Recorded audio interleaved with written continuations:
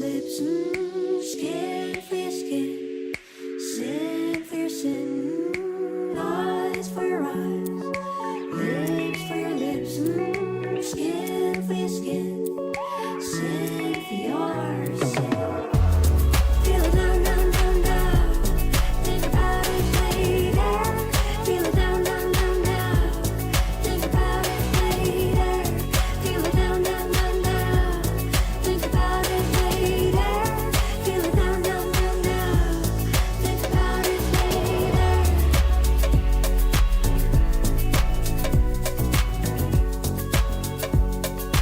All I ever wanna be is eyes for your eyes, lips for your lips, skin for your skin, sin for your sin.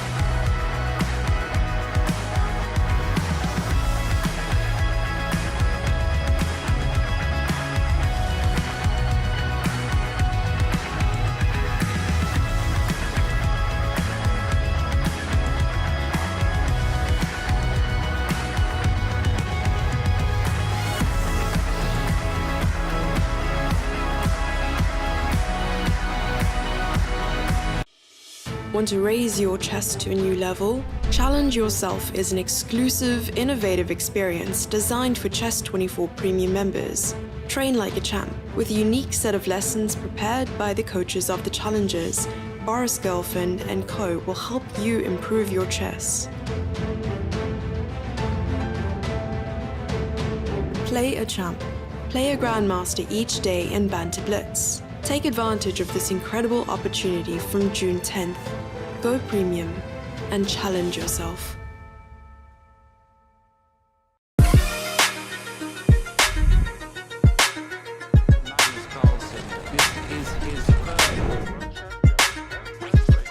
It's going to be Jan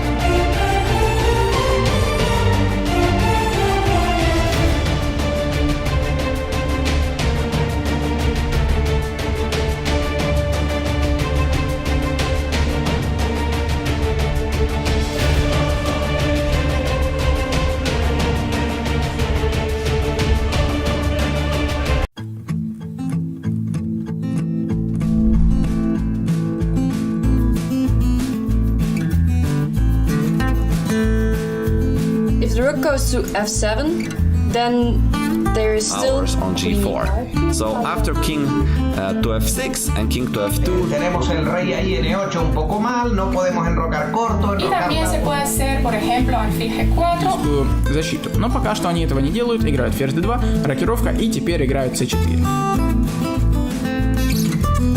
Thank you so much for the lessons. Gracias por las clases. Gracias por las clases.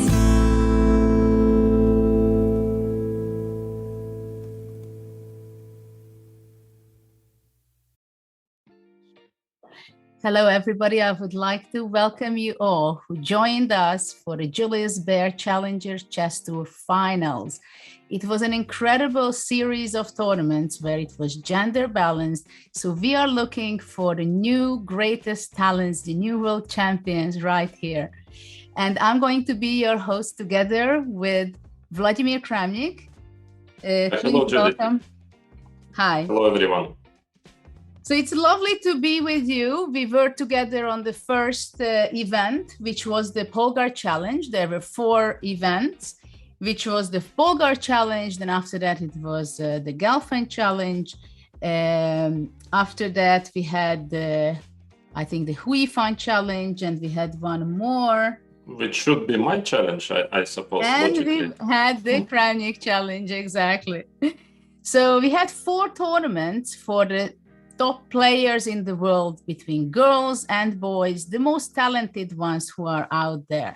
What do you think about this series, and what is your experience? Because we have to tell to the audience, of course, that the series, the main idea was not only to collect in a balanced way the girls and the boys, but also to give them support. So during these few months, when these 4 challenge tournaments was going on, all the players received in small groups, different classes, so weekly classes they had.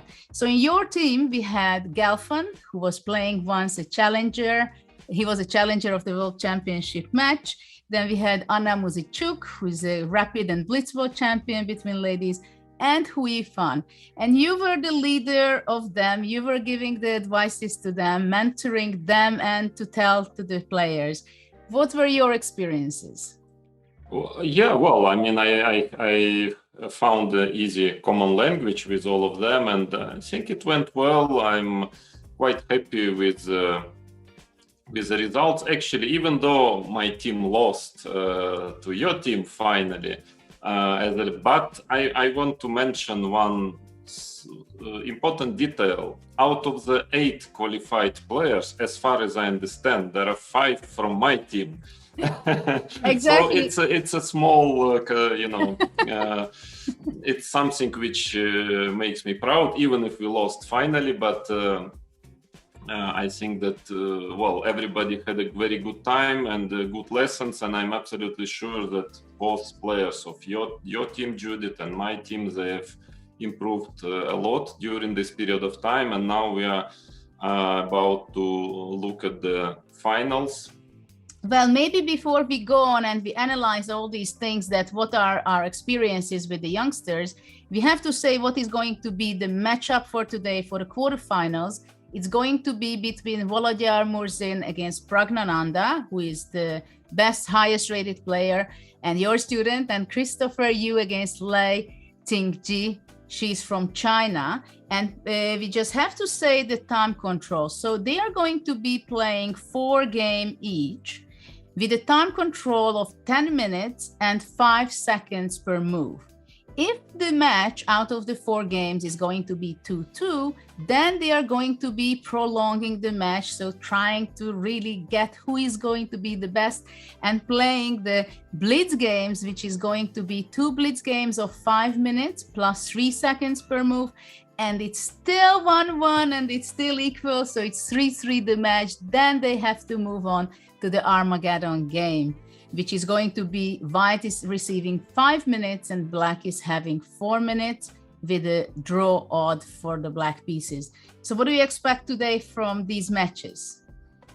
Oh, Well, I think that Christopher Yu is the slight favorite against Lie Tianju, even though it's not so clear because she's very strong, she's very good at tactics and a very tricky player. I mean, I'm not expecting an easy match for Christopher. And Pragnananda Murzin is a match which maybe in few years we will see as a, I don't know, final of candidates or maybe final World Championship match. I mean, both players are extremely talented. I think Prague is a little older, has a bit higher rating, but I remember that at least in the first tournament, Volodar, he managed to beat Prague with black. So it's a very, also not an easy opponent. So, well, both matches are very exciting, as tomorrow also. I mean, we have 8 best juniors in the world now qualified. Of course, there are some more, like Sarin, who was close to qualify, Gukesh, so also very good. I mean, they could have easily been here in the finals, but there were only 8 places, and all matches, I believe, are very interesting. And so let's start to have a look at, maybe we will have as a main game Murzin Pragnananda, but we will try to switch a bit to check what is going on in the other match as well. Yes, we just got started this game with this Sicilian 2e6, and I wonder after knight c3 what will be the move. Is it going knight c6? It's going to be knight c6. Knight c6, I'm sure. but Bishop no knight d6. c6 because bishop d3. No Sveshnikov in this game, it seems. By the way, Judith, I think we have played something similar with you, Rapid Chess New York 1994. You never know.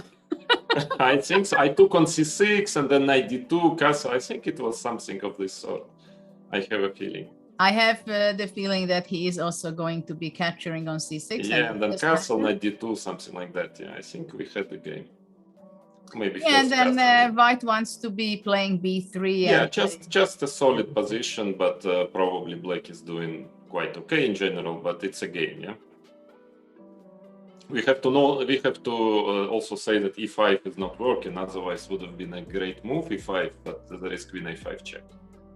And yes, unfortunately for white, with the check it comes, so the e5 pawn would be taken.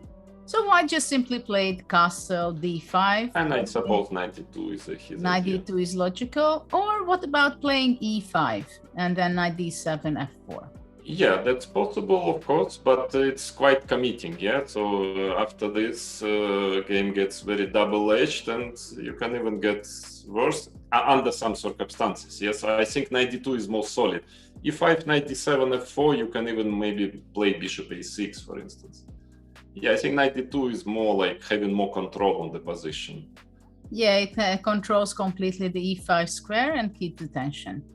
Yeah, probably white's plan is to play d3, bishop b2, so now let the queen e2, rook d1, c4, a healthy play. Well, I don't think there is anything wrong with black's position also, but I think it should be approximately equal, the position, but it's a complicated game. The question is in such a time control also that how easy it is to play with either side, right? So probably in the beginning, right now, it's easier to play it with white. Don't you think so? Because you know very much your plan, as you just mentioned previously. You are right, but I think what I noticed especially for rapid chess, what is important is to know the position, to know the plans. And then it's also, I don't think it's so difficult to play with black if you know what to do in this position. Yeah. So that's why it pretty much depends on who knows it better. There are some typical plans, typical ideas, and the experience. I believe in general that when you're playing rapid, quick chess, especially this 10+5, it is quite important to play the positions where you have experience. Because sometimes you don't have too much time to to get into the nuances of a position. So you need to have to play with a hand, so to say. So that is it pretty much depends. I mean, for instance, black can definitely castle, then white can try to play e5 and start some potential attack on the king side. And the question is how dangerous it is or not. Well, I don't think it is too dangerous, but still it's something to consider, of course, for black.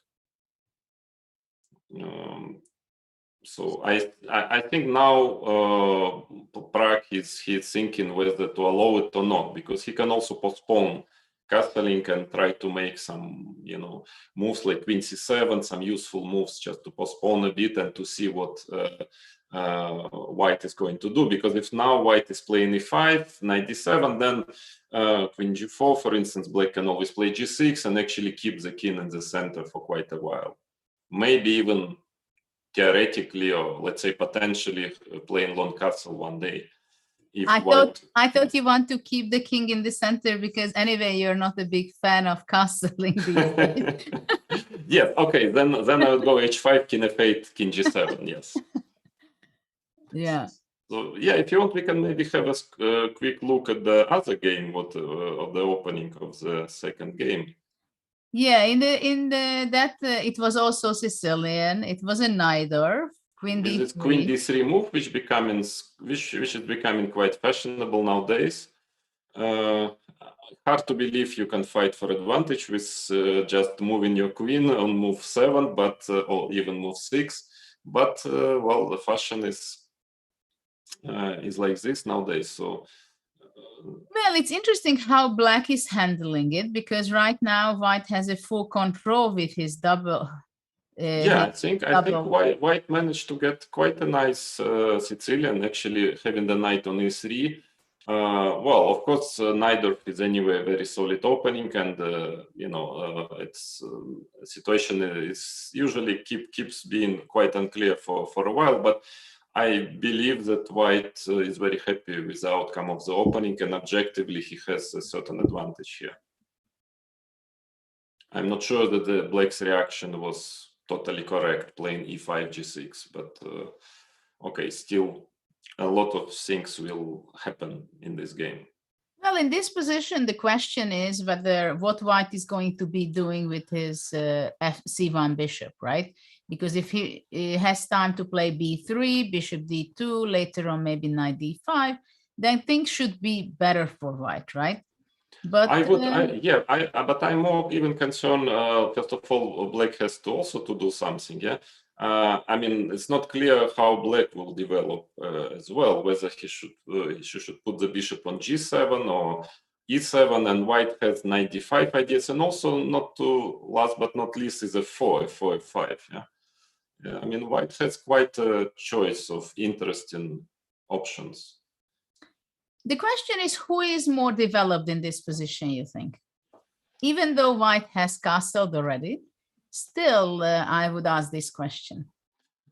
I would still go with White in this sense, yeah, because it just has to connect rooks. I mean, White can always play bishop D2, rook D1, but I would personally think of something more aggressive, like playing F4, also bishop D2, B3, rook D1, but I think F4 is very natural, yeah, in this position, and Black has to decide how to face it, how to react against F4, yeah?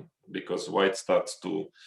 Do you think you would try to go F4 immediately? Yeah, before Black finishes her development. Why not? I mean, maybe B5 or something. It's hard to say. Yeah, it's quite double-edged also move F4. It's also not so simple. I mean, but then okay, at least I take the bishop, yeah, and then the white squares can become rather weak. Yeah, knight. I mean, my plan is to land my knight on D5 one day. Yeah, and it's not impossible that I will manage it sooner or later. I think F4 is played. Yes, F4 is on the board. It's very. Though White has a huge problem in time because he has 3 minutes behind. If the clocks are correct, yeah, it's a bit surprising that Christopher spent already half of his time playing those natural moves, but he's quite well known as a player who can play very well with seconds on the clock. But still, I would advise him, if I would be his trainer, I would advise him to be more careful with his time management, maybe. His rating on regular games, he's 2485, while his opponent Lei, she's 2505. So they're pretty much the same level of players. Yes, but I think Christopher, he in general, he played extremely well this tour, and I have a strong feeling he is very, very much underrated. I mean that in general he's much stronger than his rating. I expect him to, to get to 2600 maybe within a year or something. Once he starts to have simply tournaments which are rated, but I think he's clearly much stronger than 2485. Well, in the last 1.5, 2 years, obviously it was very difficult for the youngsters because of the COVID situation. They didn't have opportunities to play offline events, which was a huge loss in time for most of the players. But well, this tournament was also somehow filling up the space and giving them special opportunities, as actually every challengers tournament who won, he had the opportunity to be part of the Meltwater Champions Chess Tour of the next event, which took place after the challenge. So they did get quite a lot of opportunities. And here we can say that the winner of this event will not only get one spot for one tournament, but will be invited for the Champions Chess Tour for the next season. And also the winner of this event will receive $12,500, which is also quite okay for.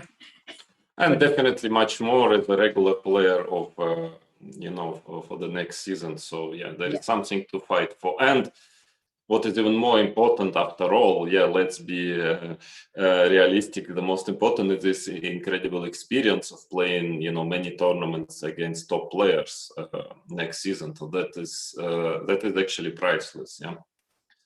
So absolutely. I think they're extremely motivated, every player in this tournament.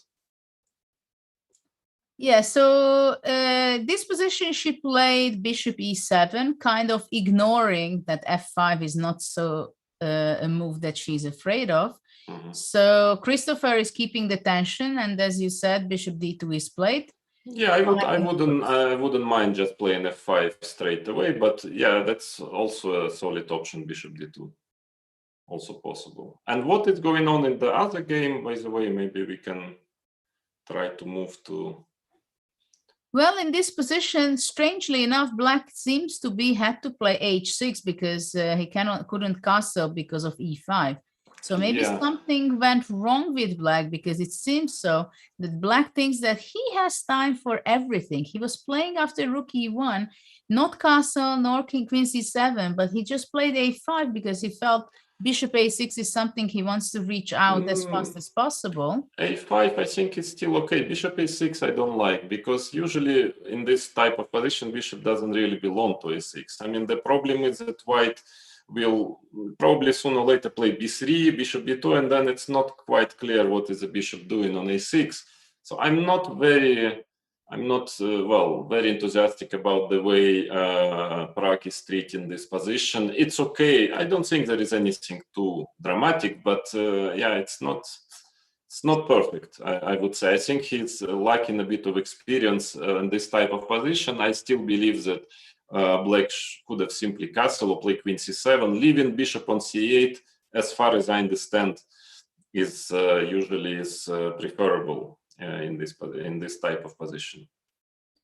Well, let's see if White is going to be continuing with b3, or he has in mind something to take, like c takes d5 or e takes d5. Yeah, or even e d5, c d5, and maybe some tricky check on a4. I mean, there is quite a number of options. Even I would consider some strange move like knight f3. But Black's position is somewhat dubious, I would say here. I don't know, queen a4 check, for instance. If after queen d7, you want to take on a5? Yeah, maybe. I don't know if I can. Of course, I'm not sure. Yeah, it's a strange way of playing, but at least I take one pawn.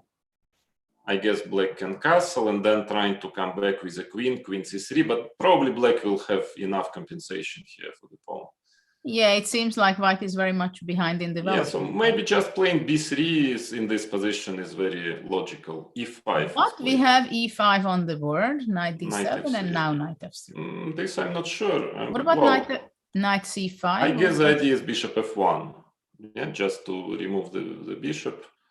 But here black must be okay already, because e5, I think e5 in general, it's an idea for black, for white, only actually when he's starting some attack, yeah, direct attack again on the king. Otherwise, yeah, it's playable, but I think black should be in general should be doing fine in.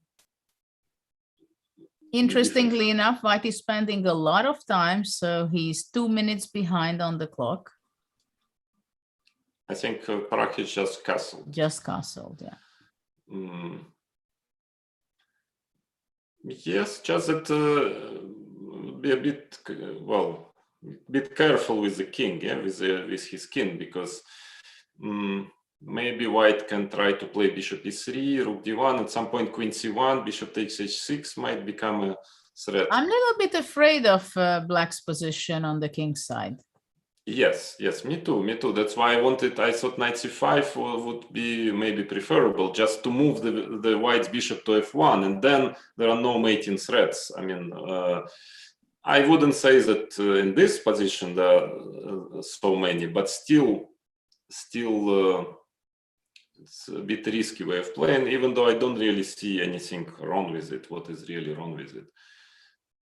Unless white will start to play in your style, Judith, something like knight d4 and then rook e3, rook g3, you know, and mate.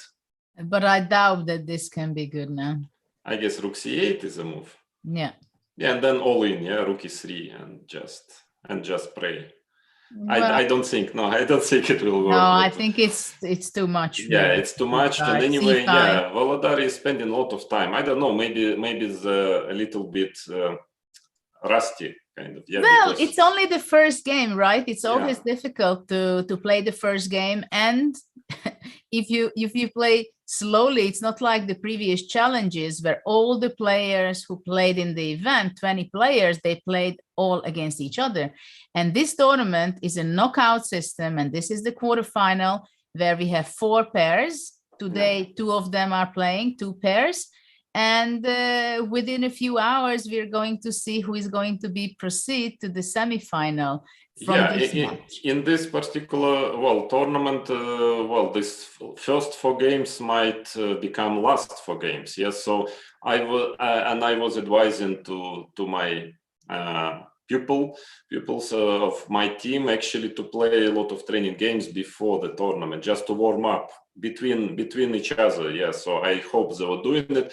Just that you're warm and you get this feeling of the time control. Yeah, because you kind of forget it. Yeah, because after 1-2 months you forget it a bit, and I see that the players like Volodar and also probably Christopher, they're playing a bit too slow for this time control. I mean, Volodar has a kind of nice normal position, but 1.5 minutes left is a bit too little for that. But still, let's see. I wouldn't say that Prague is playing with some incredible speed also. I mean, he's having also 3.5 minutes only left. And now some important decisions to make, yeah. Again, I think knight c5 was preferable, because now after bishop e3, I think that... So what happens if knight c5, though he played queen b8? Queen b8, yeah. I'm not sure that the pawn on e5 is really hanging, because then I can always take on h6. So the question is... Yeah, but that's, I think, a good exchange for black, to take a central pawn.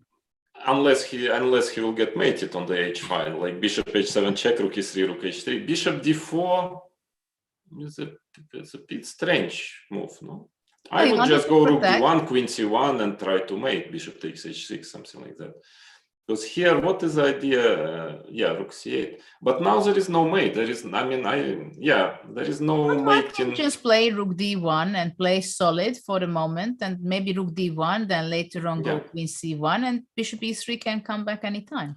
But then bishop f8 will be, I don't know. Yeah, bishop on d4. I mean, it's okay. Yeah, it's solid, but I think now black's position is very nice. I mean, I would definitely prefer Maybe black b3, now. maybe b3 Yeah. is something to consider. 3 black will at some point play a4 probably.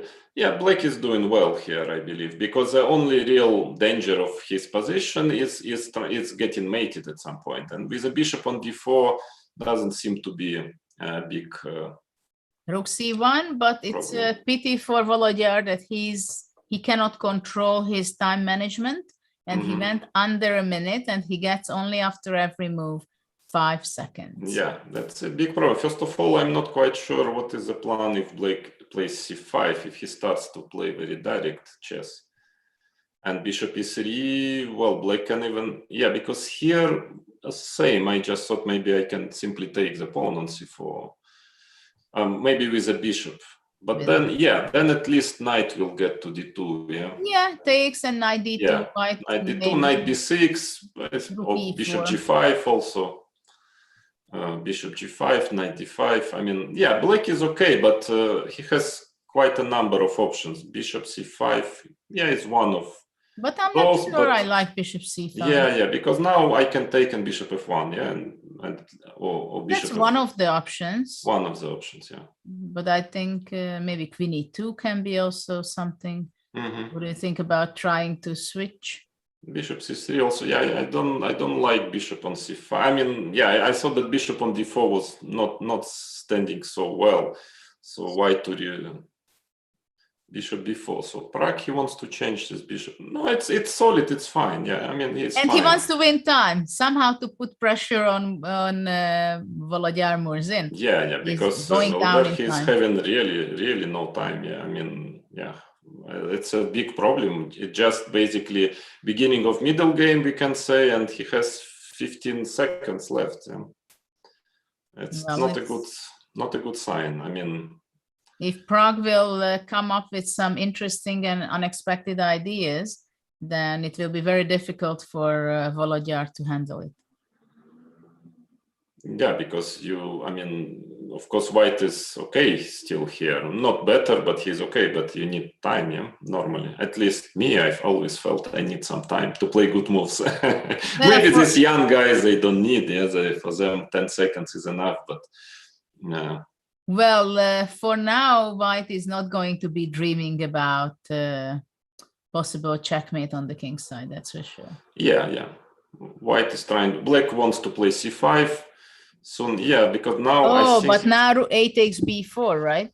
A b4, and the question is c5. Okay, this pawn can be lost, of course, easily, but I guess it's normal in this position that white wants to do something direct because he just has no time simply. Yeah, but this is a very painful situation for white, this weakness on a2 now, and also on c5. Yeah, I mean, the question if he's losing this c pawn by force or not, I mean, that is the question. Maybe he has a time to play queen d2. Queen d2, but knight takes c5. This I don't like, and then knight gets to e4. Doesn't look good, this position. And then c5 and d4 and knight c3. Queen e2 is played. Is it a mouse sleep? Maybe no. I think it's just panic. Yeah.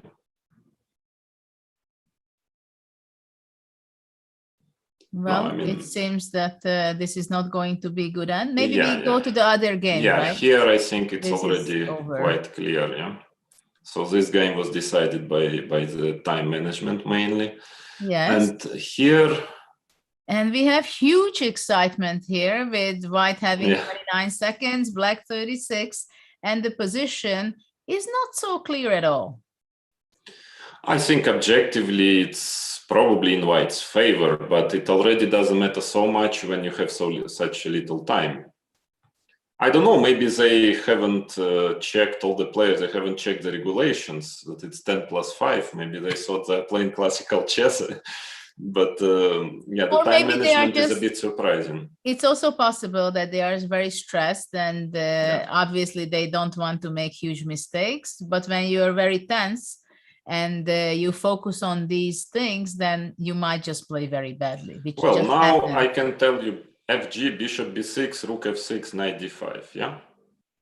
So you want to say takes? Take okay. FG, HG, take on So it's a b6, blunder. take on f6, knight d5, take, queen f2, rook f1. Knight c d5, bishop d5, knight d5, queen f2. But it was not played. This was not played. just Queen missed. f2, rook f1. Yeah. And okay, queen c2 is still a fight, but it's winning for white. Yeah, but it means that white made a huge mistake, missed his opportunity to win, and then immediately black played g5, not fg6, because I have the feeling that she saw it. Yeah, probably. And that's how it happens usually. Yeah, when you play a move and immediately you just press the clock, immediately you see the refutation. So it's not going to be easy for black in any case, but at least she's not losing any material. Well, it's already you put bishop on f6. It's not so easy for white. Of course, white is better, but it's a long game. Well, white can go queen e3 now to force black's rook to go. I could have gone rook c5 also, but even knight d7 I can maybe sacrifice an exchange with some. Well, look how much seconds Christopher has. He went down to 3 and now he has 7 seconds. Black is going down 6, 5, 4, 3. Whoops. Rook c5. Okay, rook c5 back in business. So this is an opportunity, a draw offer kind of, right? Yeah, let's see. I mean, white is definitely should be better, yeah, but with such time, knight d7. Is it a blunder on the pawn on d6 or it's a sacrifice? I don't know. Maybe it's a sacrifice. a5, yeah, trying to.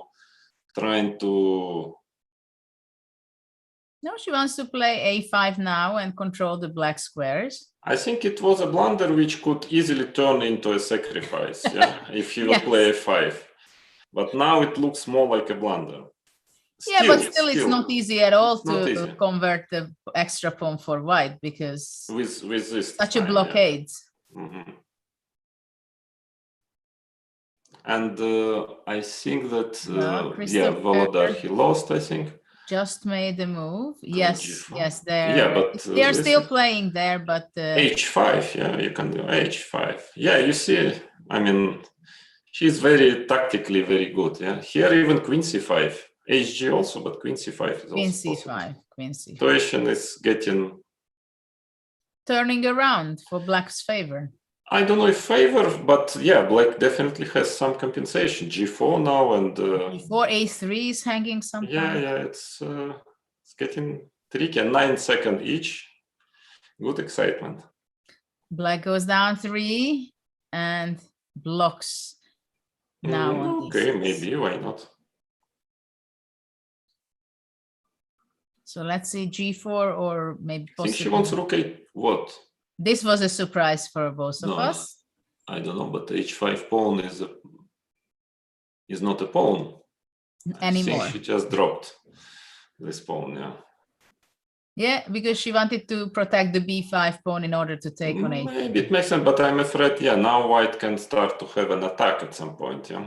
Black will be playing, I think, rook h6 and regroup double her rook on from b8 and h8. What do you think? That can be kind of a funny way of trying to, rook a1. Okay, the question is how black should proceed, rook a6 or rook a8, rook a6. Rook d1, white maybe sometime wants to push d6. It's not so easy for white to gain advantage, I think, or keep. I don't know. I mean, not to keep. I think white has an advantage. After all, he's pawn up. But of course, winning it's another story. It's not so easy. Take c4. Taken on c4 and bishop e7.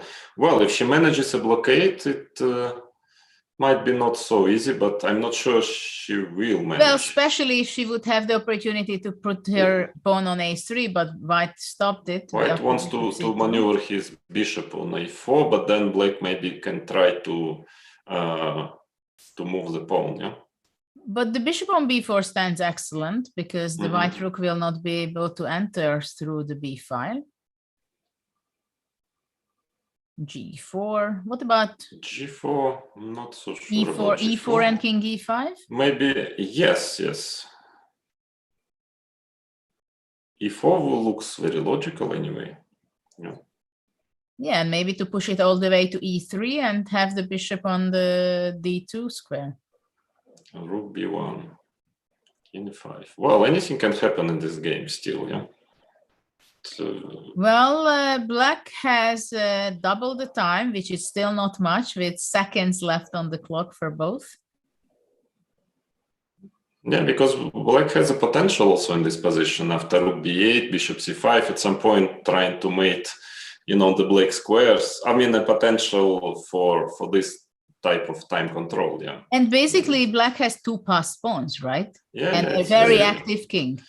Maybe a bit too active Yeah. after King F4, yeah. I'm not quite sure King F4 was, and F6 now, yeah, that was a mistake probably.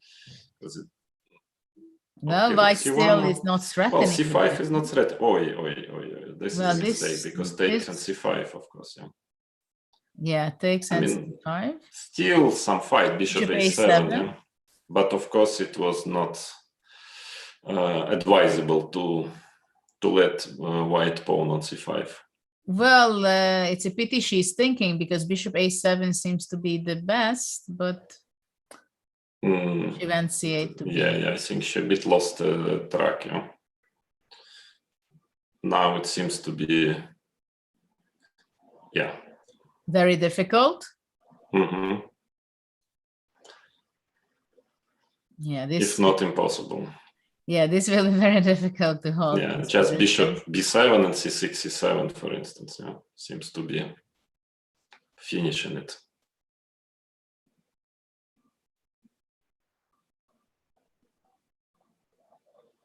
Yeah. Let's see if he finds it. No, Let's he just see. wants Well, he to wants play to. stable. Yeah, 12 why not? seconds. Why not also? D7? D7, I guess, yeah, he wants to.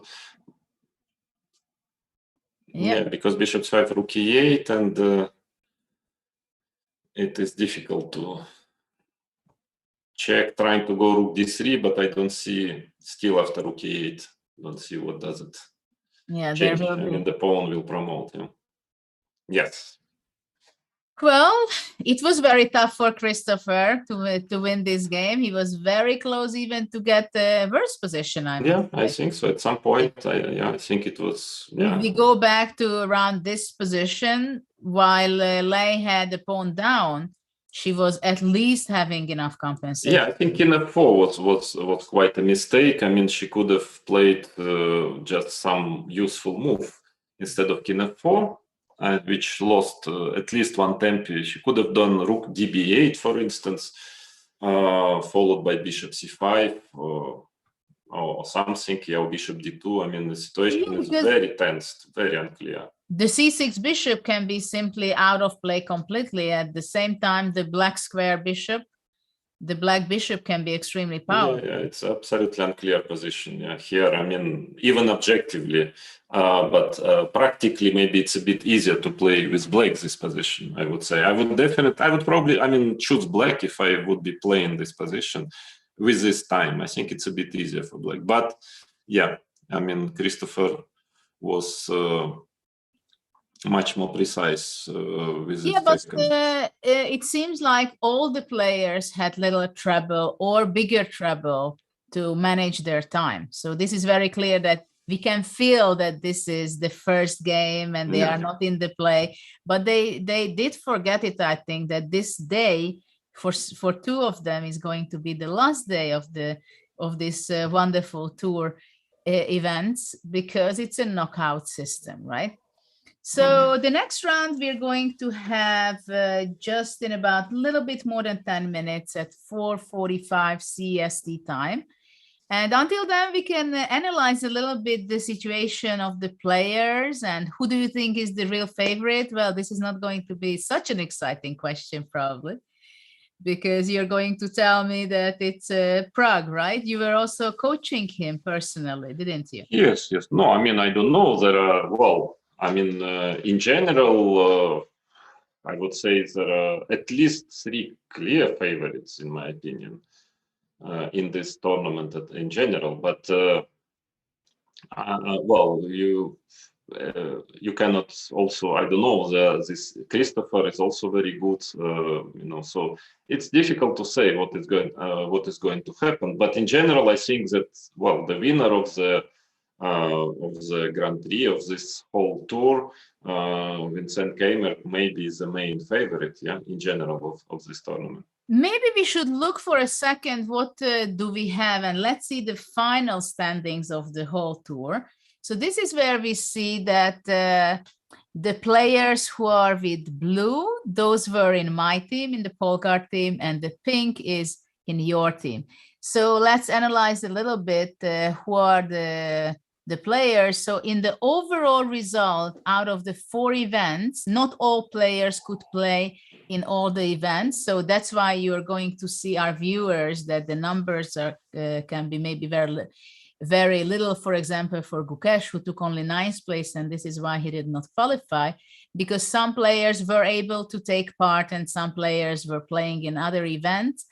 But after all, we see Vincent Keimer, who was definitely showing his great talent in this tournament, because we saw in the 4 different events that he was practically all the time there playing for the first place, at least for some of the events. And I think he also won 2 of the challengers events as well. So we could see a great improvement in his play. His coach, he was in the team of Arthur Kogan.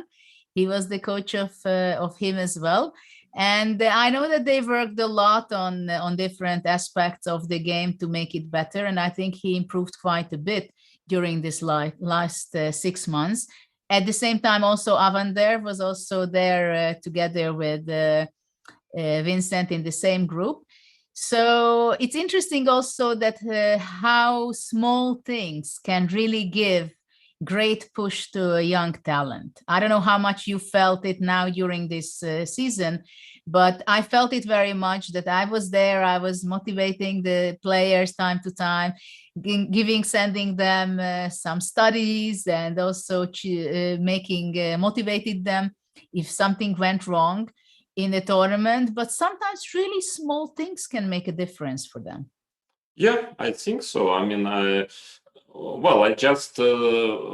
my personal failure was that with the 2 female players I had, they started not so well. I mean, the first tournament, and then I gave an advice for them to play a lot of games, because it was clear the problem was a sort of management of this time control, not their strengths, which is good, which they're strong players, but for some reason they couldn't get used to this time control. They maybe not very experienced, or even sometimes there are players who for some reason are not so good in blitz. Yeah, they're very good strong players, but blitz is not their game. But unfortunately they improved the beats in then, but they couldn't improve as much as I wanted them to improve. They couldn't show their real strengths, which is definitely bigger than the result. So somehow I couldn't manage to make them play this type of chess. I mean, this time control, as well as they play regular time control, standard time control. So, but okay, maybe it's was not possible. I don't know. Maybe just there is a certain problem with this time control, maybe nerves or something. But yeah, that was something I feel pity. Yeah, that with those 2 players, Badelka and Carissa. Somehow I'm sure they normally should do much better than they did in this tour. But anyway, it's a lesson. It's a lesson for them, and of course also with Prague, who started this event 9 out of 9, one of the events, and managed not to win it. I don't know how it's possible, but he totally collapsed in the last day for some reason. Maybe tired, maybe something else, maybe he was not feeling too well. But that was also a big probably hit for the final result. I think he could have easily been really fighting for the first play in the tour, but finally didn't manage because of this one-day failure. Yes. Yeah. Well, we see again the final standings and results. Christopher Yu was playing brilliantly in some occasions.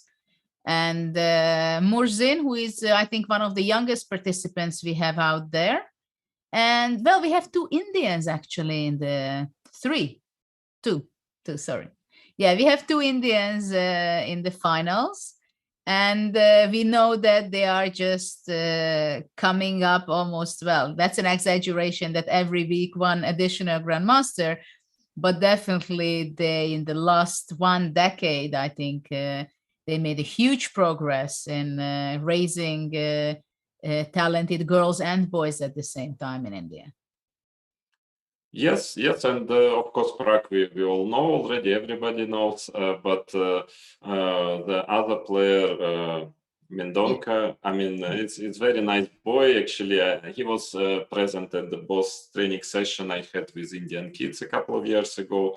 He is also, he plays violin also, so he had played some violin, which was very impressive and very nice to hear that chess is not the only thing he can do well. And he's also improving. Yes, I think he is a bit younger than Prague. He's a little bit younger than yes. Prague and Nihal, and also is already a very good player. And I'm really interested. I'm following his career, his chess, and I'm very interested how is he going to play tomorrow. He's playing against Vincent Keimer. Okay, it will be not easy match, but he's a serious force. And I think has a bright future also. Yeah, he lived with his father. Actually, he's stuck in Hungary for quite a long time, and I had the opportunity to meet them, and very nice family. He was actually practicing and playing in the Basilica in Hungary, in Budapest, in violin in some of the ceremonies. He was a very cheerful boy, and and they took every chance what they had to go from one tournament to another in these very difficult parts. But then we have also Nodirbek Abdusattorov from Uzbekistan, and you can see that in Uzbekistan there are coming up more and more talents. How much do you know of that? I don't know that much. I mean, I know, of course, Nodirbek is part of my team, and I think he's extremely talented. There are still some issues he needs to solve a bit. I mean, but his talent is very big, and I'm sure he's going to be a very strong player. I mean, top player, whatever you call it, top 20, top 10. But yeah, he definitely has enough potential to be a very strong player, and he is already a strong player, but it's a very good natural talent. Maybe a little bit I was advising to make small corrections here and there, but all in all, I believe in him also. Well, we have only just a few minutes for the next round. What do you think, how the players who lost, how they can get over on their loss? Out of the 4 games, they lost the first one, and especially actually for Murzin, who lost with the white color. And of course, you're pretty frustrated about yourself, right? When you do lose a game like this, it's even more painful than what Lei did. Because with Murzin, he just practically out of the opening, he had a reasonable normal position. Black was much more down in time, and then somehow he fell apart with the development. No, I mean, the problem is that now, well, in this situation, well, he just needs clearly the only one thing what he needs to do is to start playing faster, because it doesn't already matter how well is he playing, if he is going to play well or not. Because it will not help even playing brilliantly. It will not help if he would play so slowly. So that is, I'm sure, somebody around him, his trainer, should just tell him, okay, play faster. I mean, and then you see, maybe you'll get your chance, maybe you'll play well, maybe you'll even blunder, but that's the only chance, because with such a speed, you simply have no hopes. Yeah, so I guess that is something he has to change in his game, and then everything can happen. He's a good player. And yeah, concerning the the lay, well, okay, it was a normal game. She just, again, I would still advise the same, to play a bit faster, because it seems to me by the first game that well, Christopher is mastering much better those situations with very little time on the clock. So she should maybe try to avoid those situations, but the game she lost was a normal game, and I mean, she had her chances, so nothing too bad. And 4 games is, you know, it's 10 plus 5 time control. You lose 1 game, nothing, you know, nothing terrible will happen still. What do you think, how much it has a value, the color, whether you play with the white or black pieces? Is it more or less than in a classical game? No, much less, I believe. Yeah, much less. It's not that important. I mean, of course, it's still better to be white, but yeah, here I don't think it's a decisive moment. Yeah, I mean, unless you are just not really getting a very bad position with black out of the opening, so you should still play the opening decently, of course. Yeah, you cannot afford doing anything you want with black even with this time control, but otherwise, yeah, I mean, once the game starts, as we have seen both games, actually black could have won both of those games. Yeah, so yeah, I don't think it's very important.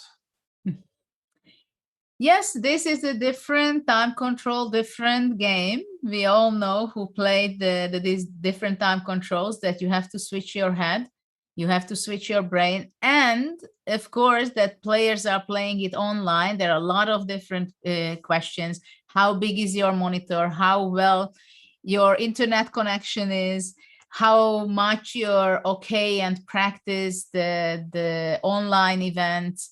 How much you're psychologically okay with that? So it is kind of can be difficult for some of the players if they have a very bad feeling for something like this. Well, I think the experience already, yeah, they played many events. I think the main problem can be that now they're very tensed. Yeah, I mean, some of them, like Volodar, maybe it's a more problem of tension of nerves than anything, because he suddenly feels it's a knockout. Yeah, it's a final stage, and at least by the first game, also it could easily be that it was just too much nerves. Yeah, that which makes you play really slow, which you're like getting frozen. Yeah, you cannot make a move sometimes. Yeah, when you're nervous. So we will see. That's now. True.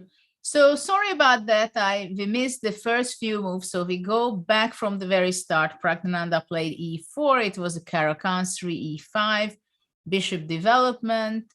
Knight b3, it's against all kind of c5 moves. Which is still possible, by the way. Which is still possible, yeah. But on a circumstances which black doesn't want to have. It doesn't want to give up the bishop, right? So we are seeing a very complicated game. And the g5, what do you think about this from it's black? It's a typical idea, I mean, in this Karakan structure, and also white pushing his a pawn. For the moment, I think it's all quite well known in theory. Yeah, the position is quite complicated. There are many games of strong players from this position. Objectively, I would say probably white has a nice position. I mean, has some advantage because of the space. It has more space, but of course, for this time control, it's pretty double-edged. I mean, it's a game for 3 results here, because black has his counterplay also. Well, it's definitely a very complicated game with all the pieces on the board, and this can happen for quite a long time in this structure. Right? Mm-hmm. Yeah. That not too many pieces will be exchanged. Maybe at some point white is playing c4. Yes, I mean, it's just that for black it's a bit more difficult maybe to play, because he has different ideas, plans. Yeah, white plays a bit simpler. Yeah, because he wants bishop e3, c4, something like that, trying to gain space on the queen side. Sometimes knight e1, knight d3 maneuvers. It's more black who has to decide how to deal with his pieces. Yeah, I mean, for instance, one of the ideas, if black is playing bishop g7 in these positions, then sometimes bishop d2, bishop b4 can be very dangerous, very unpleasant. The bishop gets there.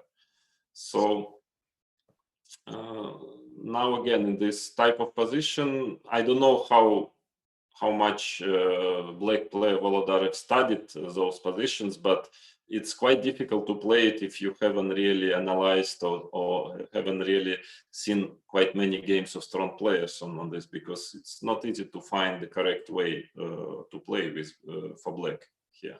Yes, it's interesting that I know that some of the young players, I mean, obviously all of them using engines and database, but I think it can be a problem of youngsters that they may rely very much on the evaluation or the suggestions of the engine. So it can happen not only with the youngsters, also with other players. That it happened with me many years ago, that let's say you're analyzing with an engine, it gives an assessment and you tend to believe it. And then when you end up at the board sitting there, and then you say, okay, it's a great position, the evaluation, I know it's good, but why? What should I play? Yeah. What plan do I have? Where should I put my bishop? Should I play knight g6 here? Or should I play bishop g7? Or should I go along castle? Should I be playing for c5? And then you start to get confused because you know that the evaluation probably is correct, but you have to understand the position very well to have your intuition working, especially when there is a short time control like this one. Yes, definitely. And since you've touched this issue, I just want to tell that I'm actually about to release a course exactly on that, on Chessable, exactly on the openings and really on understanding the openings. I mean, not really move per move theory, but of course there is also some theory, but actually more on understanding the typical ideas, the move orders, and what both sides are should be doing or should be afraid of, because I think this is core of your opening preparation. I mean, it's not enough just to learn, computer suggestions, or even if computers are correct sometimes and your position is really fine, but if you don't really know why, then it's a problem. Yeah, what to do and why you are fine, because you don't really feel like you're fine. I mean, so yeah, I believe that this is one of the main challenges for the new generations nowadays, is to because there is a temptation, I see, for them in general, just to follow blindly the engine moves and engine assessments. And then I know very well, as you have mentioned already, that once you start to play yourself over the board, all of a sudden, you just don't like your position. I mean, you don't understand what's going on, why it is fine. It's not fine. Yeah. And so yeah, now knight g6, usually it's the problem quite often of knight g6 in this position, that white can meet it with like knight e1, and sometimes g4 starts to be a threat. I mean, that's one of the typical ideas of this position. Just that you are trying to take this bishop, and it's actually not so easy to to understand how to fight against this threat g4. Yeah, it seems not very easy for black to handle it, because if he goes knight f4, probably it's possible even just to take a knight e3 or queen d3. Yeah, I will probably collect this pawn. Yeah. Also, bishop h5 is tasty. Yeah. Also very, very unpleasant square. Yeah, and then trying to take this. But white was impatient and he just went for. It is another typical idea also here, but that I would be happy with black. I mean, it's already d takes c4, bishop takes c4, and g4 I would play. Knight e1, h5, something like that. Yeah. That is maybe still in white's favor, but objectively, but it's already playable for black, because he can get bishop e7, then h4, g3 even sometimes, but this knight e1 to me was very painful. And this is happening on the board, which is g4, knight e1, h5. So well, I believe it's still good for white, of course. Yeah, white should be better still, but okay. Black has a huge time disadvantage. As again, in the previous game. So what do you think? Bishop g5? Yeah, one of the good moves. Yeah, bishop g5, maybe even bishop d3 or something. Yeah, rook c1, because okay, rook c1, bishop d3, just playing positionally. Also, of course, it's white has a space advantage, and also, by the way, knight c2, knight e3, maybe plan is interesting. Quite a good choice of moves, but you're correct. Also, bishop g5 is Maybe after bishop knight c2, maybe black can go bishop e4, trying to yeah. play knight h4. Yeah. And if rook e1, then bishop d5. Even though, even if I played here knight e3, it's still, yeah, because black will have a problem with his king, yeah, here, because long castle is not funny. You can get mated there. Short castle, you can get mated But there. okay, how can white break it up here? Let's say if just black develops. Well, maybe rook c1 first. I would play just to ask you, where do you want to castle? Yeah. You're asking me this question. Yes. I just go king f8, no castle. Yeah, but then I get f3 maybe or something. Yeah, it's still white has full control, I believe, on the position. Okay, so what happened was queen e2. Queen e2. Keeping the knight still on e1. Yeah, it's okay. It's possible. By the way, what happens if just black castles long? I probably will get mated sooner or later then, yeah. I'm giving kidding, but the prospect of it's quite dangerous. Yes, you see rook c1, king b8, and knight d3, and then no, there is no. It's not so easy to mate black, but you know, knight b4, then and something happening over there something on a6, can happen right? one day. Yeah, can happen. Okay, another idea for black. Then what about playing bishop h6, trying to create some black squares for my knight? I'm afraid at some point the white knight landing on d6. Well, none of your knight is too close to this. Not soon, but one day maybe. Yeah, but bishop h6, yeah, maybe I should take then. Well, let's say play queen e3, maybe on knight d3, rook h somewhere. Yeah, let's pause on knight d3 still. Well, it looks like nice for white. Yeah, it's nice because I would, yeah, he played bishop e7. Maybe it's objectively, I mean, not objectively, because objectively, who knows, but maybe I would say practically it's, well, best decision, yeah, just to keep more pieces on the board at least, and to hope for something. I mean, maybe king f8, king g7, h4, that is the plan, yeah? Yeah, probably h4 will come.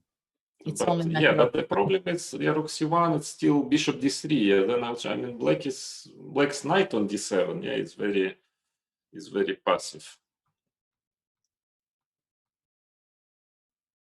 Yeah, so that maybe does we can not try happen. to move for a second to check the other game.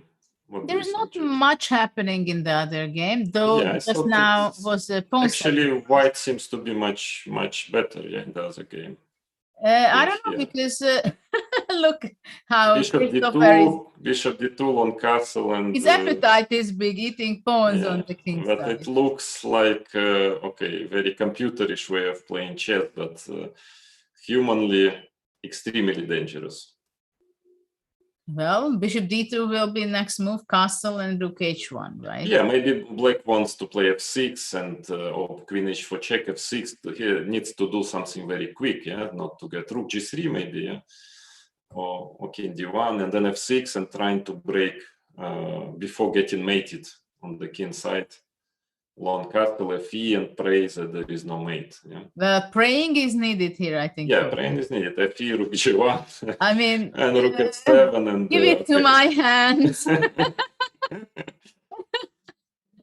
I will. I don't know if I will win, but I will enjoy myself. There is a fair chance white is going to mate here, but we will see. Yeah, we will see. Yeah, queen h4 check for the moment. I think actually king d1 might be also interesting. Yeah, king d1 is also interesting. f6. But rook g3 is on the board. Rook g3, and also it's a very direct line actually. f6. What else? Because you cannot. The knight e7 maybe. Ah, 97, knight 97, yeah. d4, right? 97, knight d4, yeah. Yeah, that's. But then already knight c5 is possible. But still on castle, if I think once, because rook h3 is also threatening. I mean, it's very, Knight very e4, dangerous. Yeah, rook h3. queen f2. Yes, and then maybe queen d3 even. Just, I'm not even sure after rook h1 that you will manage to defend even without the queen. True. Yeah, it's very dangerous True. position. But yeah. Well, Christopher is very brave man. Mm-hmm. No, but he is right, because if he wouldn't have taken this pawn, it would be just position reverse. Here, okay, if he is not getting mated, everything will be fine. Well, he has a big advantage on time, that's for sure. Mm-hmm. And by the way, there is an option of queen h1 check, but then king f2 maybe simply. Yeah, king because f2. I mean, queen e4, maybe I can try to change queens. But what about king h2? Queen h2? Well, at least maybe rook g2, I thought. Queen h4, king g1? Yeah, it's also not but so. Okay, my rook cannot jump all the way to h1. Then maybe I go rook h2, king h1, rook g1. I will manage somehow like this. But queen e4 was not bad, no? It's just changing queens after queen e4. I mean, queen h1 check and queen e4.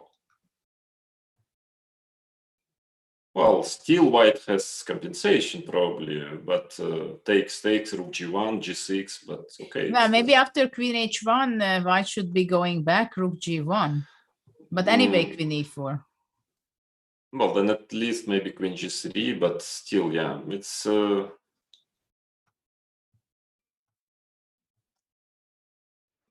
b6 was played. What is this b6? b6? Yeah. That was an unexpected one. Yeah, that is hard to understand, because now it looks like white is going to... No, Judit? I don't know, it looks unbelievable. Yeah, I mean, he wants knight c5, but I don't know. Yeah, maybe it's a mouse sleep. Maybe he wanted knight b6 and just push b6. Because, okay, it's hard to understand. It's clear now why. Yeah, it seems like whenever there is a bad or suspicious move, you always blame it on the mouse. That's the first reaction. But this one really looks like a mouse sleep, because in this position to give a tempi now to white, I mean, that is really strange. Yeah. I would bet on, on the bad mouse. I mean, I would bet that the white is going to win here, and rather soon probably, because I just don't know how can you stop actually very direct mating attack here. I suppose d4 I would already play just to play something, because I think that's the move which he has in mind, that the bishop on b7 will be controlling some of the important squares like h1. But indeed, it seems very slow. Yeah. Because white just wants rook h3, and maybe even rook takes h7 can be mating then, well, yeah. Let's see. And what about the Prague game? In the Prague game between him and Volodya, it's interesting, but black seems to have some trouble, I think. Queen on d8 since then. Yeah, well, black wants to get knight f8, knight g6 somehow. Yeah, of course, it's a bit dubious, but at least time-wise, it's a bit, yeah, he's doing a bit better. And knight c2, not totally sure about knight c2. I don't like the... Well, probably simply knight e3. Yeah, but black, of course, will play knight f8 now. Yeah. Knight e3, you want to take on d4? Yes, why not? It's dangerous. Yeah, it's very dangerous, of course, but... Well, white has fantastic compensation, obviously. Yeah, but instead, if white would have just played, in my opinion, like knight d3, bishop e3, knight c5, he would just be, well, very comfortable. Yeah, but I think there are many different kind of extremely tempting opportunities. Yeah, you're correct, of course. Maybe knight e3, knight g6 also possible to play just. Well, knight g6. That's what happened. But what about taking on f5 and e6? No, I can castle simply. So queen d5, maybe queen d5. I don't know if it's so clear. Yeah, Yeah, now the b3 knight is not yeah, a big knight on b3 is a bit happiness.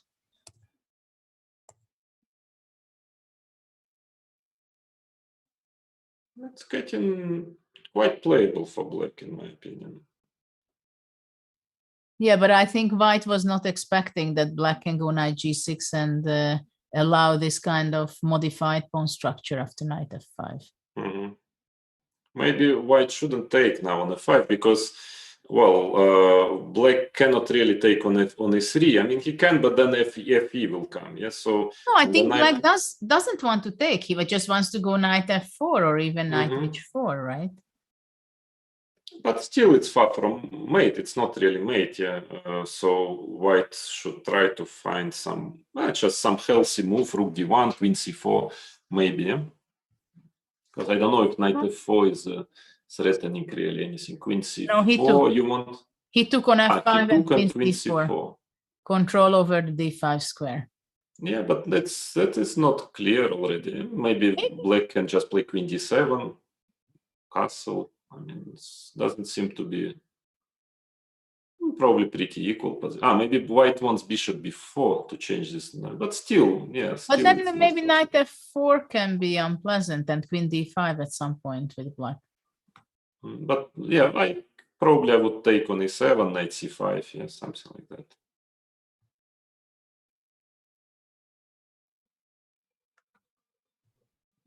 Like this, you really want to mate me, but probably not enough pieces to mate.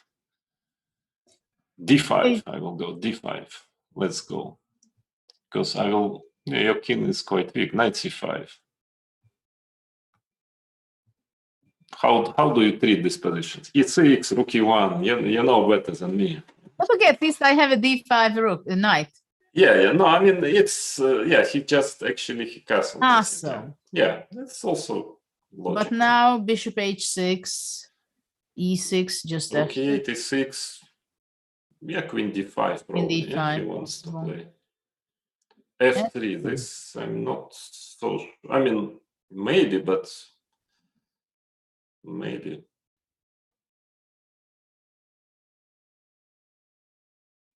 Queen d7. So after fg4, he wants to take with the f pawn or with the h pawn. What do you think? What is with the h? I just I would be worried on just some move like queen c2, queen d3 also, but then at least maybe knight e5. Queen c2. The question is what? Knight h4, bishop e1. Maybe queen d5, giving up a pawn. Still, I can take. Yeah. He took with f. So rook f7. He's not worried. Yeah, rook f7. Maybe it's nothing. Oops. Bishop h6.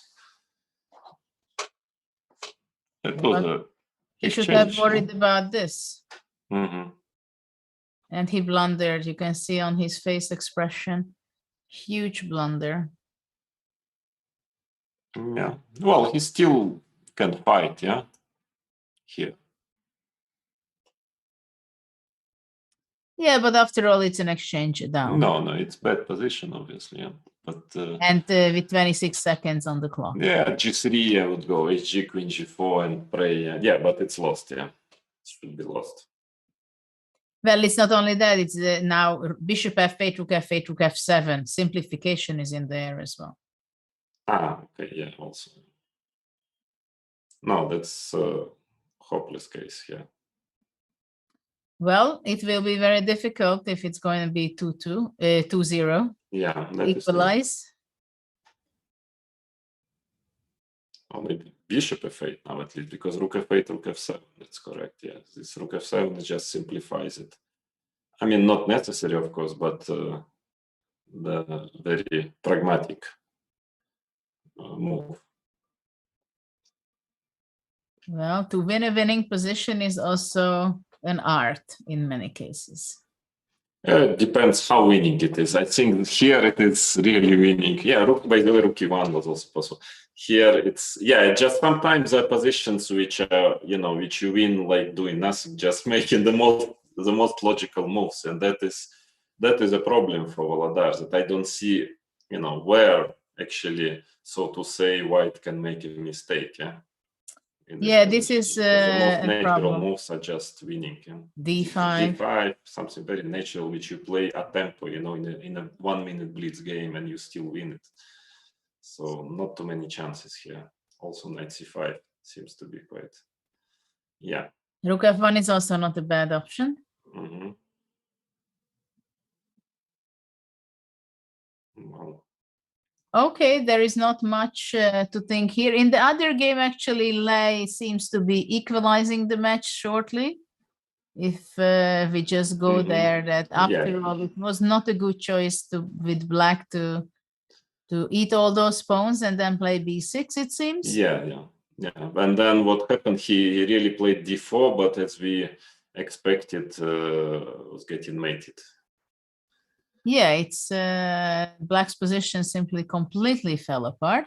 Now black is looking for some kind of stability by playing bishop d5. Black could have little chance if we would take off these knights and he could place his knight on f5 and bishop on d5 maybe. Some practical chances. Yeah, I mean, well, it's obviously it should be just lost by force, but if he wouldn't lose quickly, he would have some, maybe he would have some chances. And like playing here knight f5 and then bishop for check, and I don't know, and pray again. Well, it seems like it's Lei is bouncing back and equalizing the match. Don't. But it's not over yet. It's not over yet. Yeah, of course it is winning, but this check is annoying. Yeah, no, now it's over. Simply f5. Yeah. He should have checked on e4 first, I suppose. Yeah, and then knight f5. Because now f5. That is. Yeah, there is not much of here it's saving chance, and she won. So she bounced back pretty convincingly this game. Yeah, but it was strange for Christopher. He's a very strong player, but to play b6, I mean, that is something. But it seems like he had a bad opening already, because if we go back, well, first of all, he played queen b6, which is not considered too good. I know because I played it. Yeah. No, that is a theoretical line. c3 takes, knight f6. I think. Yeah, that is Ivanchuk short game, I think, of Novgorod 1994 maybe, and I remember I played there as well, and this is this, and now white is just better here. Actually, by playing f3, I think, but instead of bishop e2, but still probably. This is considered to be simply better for white, this position, and I guess it is. But here queen h1 was the only move, I guess, right? Yeah, no, or f6 maybe if it's not really, if you're not getting mated immediately, or at least f6, but not b6. That is for sure. Yeah, because here. Yeah, because here I mean, just anything wins. I guess he understood that g6 should be just losing very simply, like rook h3, f5, queen h6, a very simple mate. Yeah. Or even just doubling rooks or f5, whatever you want. Yeah, it should be just winning by force. Yeah, and it went like this: bishop d3, and then she won the queen, and then won the game as well. Okay, so the next game is going to be at 5:30. That's already game 3. And in the match between Pragnananda and Murzin, things are really going very bad for Volodar. I don't see how he will be able to turn around things. He has to win the next 2 games. So he goes for double or nothing. And if he cannot win, then actually after the 3rd game, the players are not going to be finishing the 4th game, because it's first to reach 2.5. But I do hope for him that he can come back and score a point and make it interesting. But for that, he will have to control the time very much, because even in this game, he had the problem of time management. But he has white, and I think maybe psychologically will be easier now for him, because he will maybe play more freely, so to say, and that might, because I still believe that he's a bit too nervous. Usually he plays better than that. So maybe now he will already, stop thinking about the result and just play chess, and he has white and play faster, and then of course he has a chance. Yes, I think it's a great experience in any case for the players, because of course there's a whole different of psychology when you play a knockout system, and I doubted that they were playing too many of those. I remember myself when I started to play in when was it? In the 90s, I think, early 90s. We played also in quite a few events like that, where it was a knockout. So you arrive. I remember one of the first one I played, it was the Imopar, where we met for the first time. 16 players, some fantastic guys playing there. I was invited because I was a prodigy and my rating was quite okay. So to color the event at first. And actually, surprisingly enough, for some people, I won against Timman. But I know how different it is that you come to a tournament and you know that you have 1 hour or 2 hours on the stage, and maybe you're happy, you continue the same day or the day after, or simply you go home, right? How could you handle it? What was do you remember your first thoughts and experiences you had with the knockout?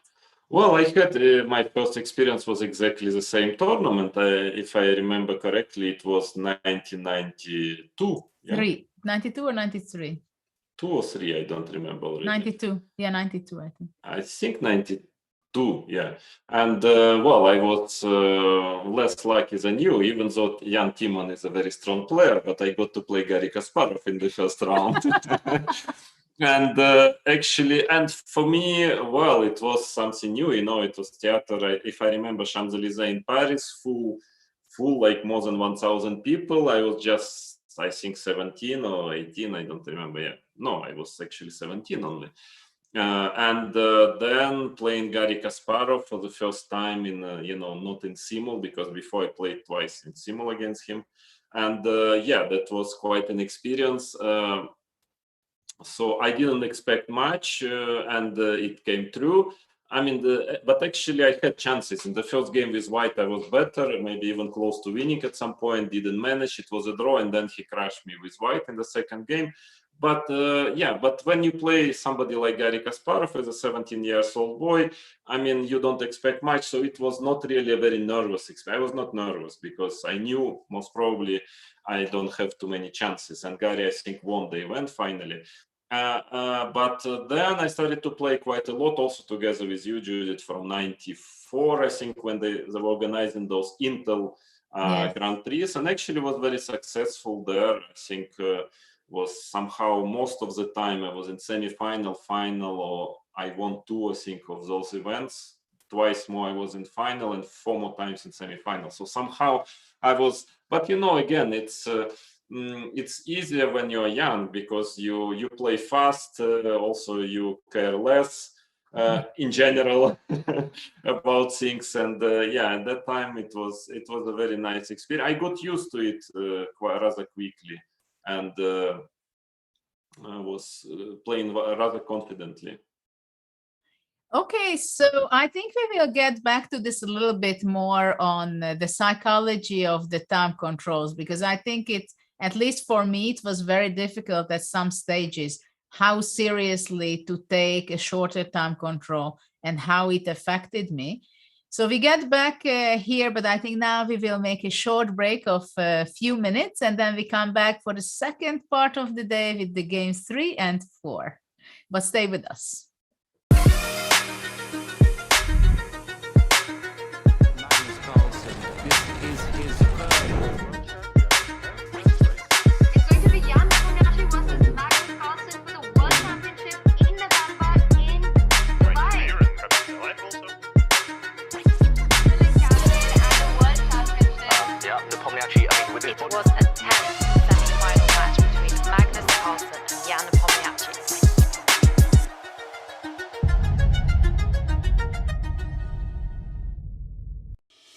Want to raise your chess to a new level? Challenge Yourself is an exclusive, innovative experience designed for Chess24 Premium members. Train like a champ with a unique set of lessons prepared by the coaches of the challengers. Boris Girlfriend and Co. will help you improve your chess. Play a champ. Play a grandmaster each day in Banter Blitz. Take advantage of this incredible opportunity from June 10th. Go premium and challenge yourself.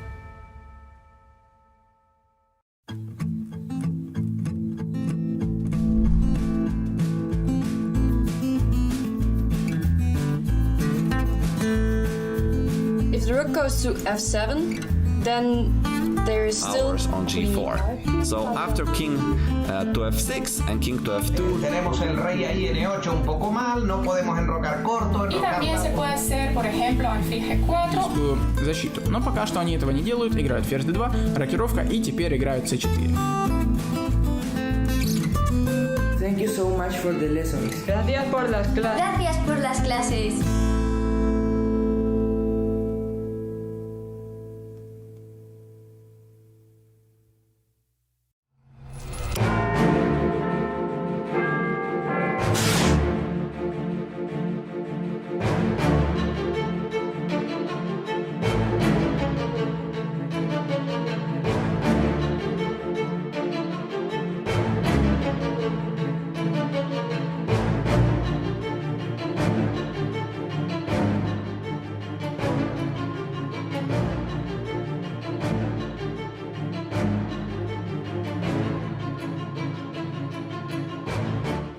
Watch chess tournaments online? Don't just watch. Go to Chess24 and make it an interactive learning experience. You get live commentary in multiple languages, including different streams in English from beginner to expert. It's not just commentary, since there's also an interactive live board. Choose your game and try out your own moves. All moves by the players get near-instant cloud analysis from the latest chess engine, which will also analyze any move made by a premium user. Open the tab Opening Tree. It contains a database of 500 million positions from historical games. Has the current position ever occurred before? What did the best players play? The database tab lets you search full games and load them on the interactive board. There are many more tools for chess learners and experts. Come to Chess24 to watch all the online and over-the-board chess tournaments happening worldwide. Discover a new way to watch chess. Be part of the experience. Let's take someone with a random account, with a random name that just seems attractive. Play live online against the world's top chess players while they stream their thoughts live. As a Chess24 Premium member, seize the chance to have your moment of fame. Get a peek inside their lives with question and answer sessions, in-depth teaching, analysis and interviews. The Champions Chess Tour, with countless accompanying events, is happening now. Tune in on Chess24.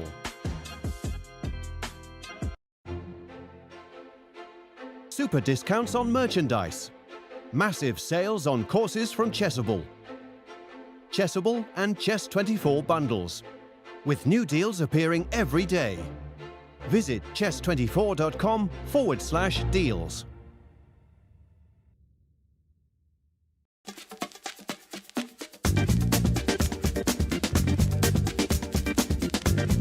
E5, it's E5 Patzers. A complete repertoire against 1e4 based on 1e5, now available to study with Chessable's unique Move Trainer technology.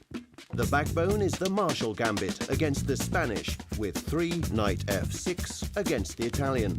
Jan Gustafsson has revisited all these lines he has played for 20 years and worked on as a second for Peter Lecko and Magnus Carlsen, amongst others, with the help of the most powerful engines out there, Leela 0 and Stockfish 10. This has led to many new discoveries and a repertoire ready to master on Chessable that can serve the student for a long chess career. Maybe E4 doesn't exist after all. E5, it's E5 Patzers.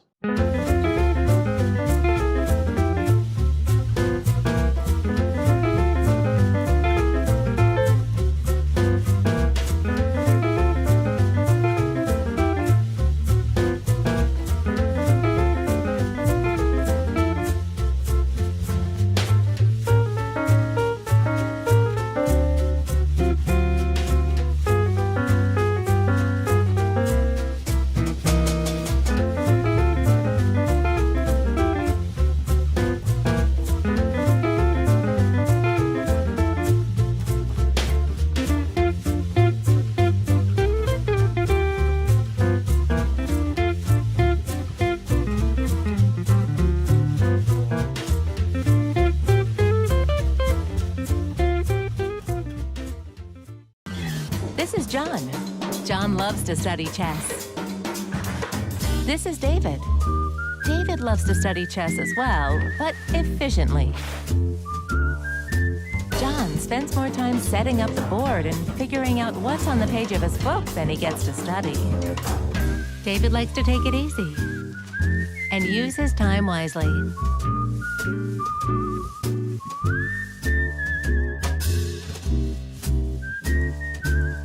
David has finished his exercise for today. John should try the same.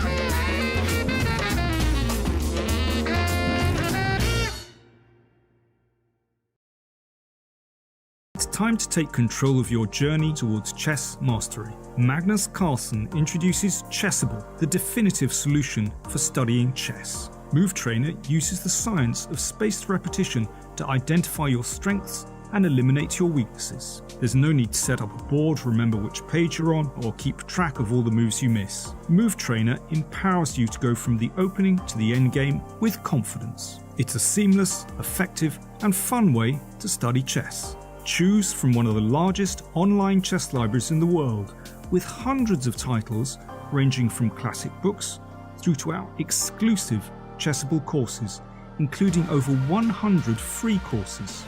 Get expert insights from International Master John Bartholomew, Grandmaster Sam Shankland, International Master Christoph Sulecki, Grandmaster Simon Williams, World Champion Magnus Carlsen, and hundreds of other instructors. Get started now and join our growing community of over 100,000 chess enthusiasts at chessable.com.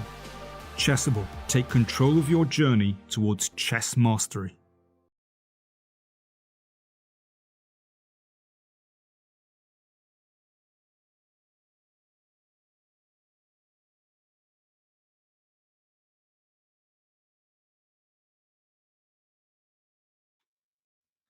Hi, everybody. Welcome back to the Julius Baer Challengers Chess Tours Finals.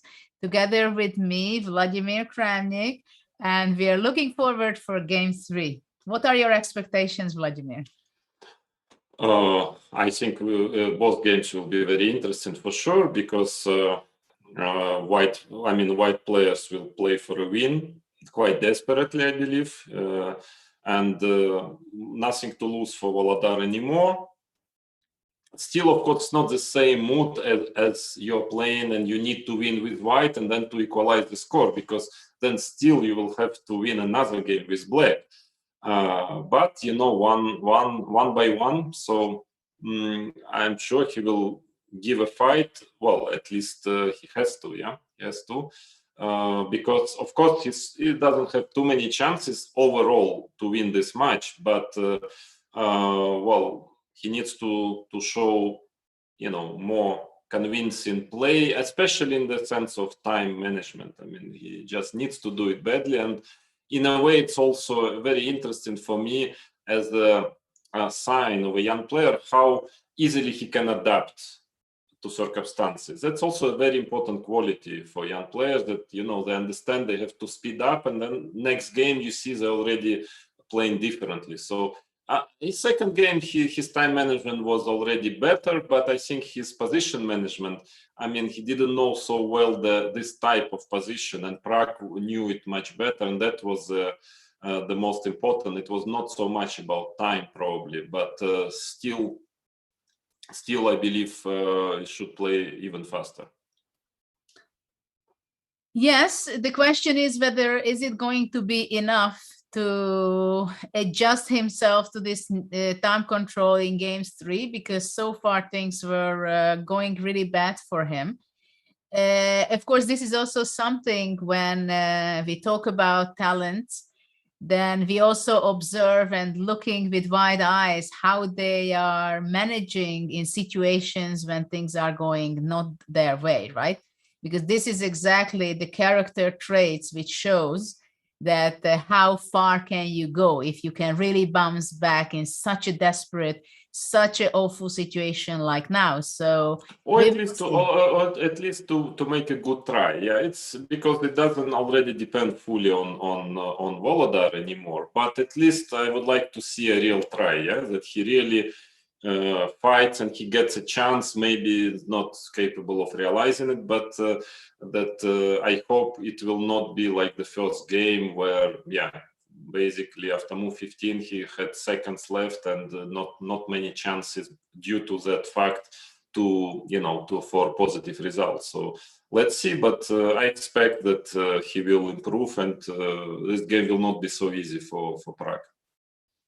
Yes, we are going to see it because just in a few seconds it will be starting games 3, and it's a 4-game match. And if the match is going to be 2-2 in any of the pairs, then they are going to be playing 2 more games, which is rapid game, 5 minutes for the white, 3 minutes for after every move.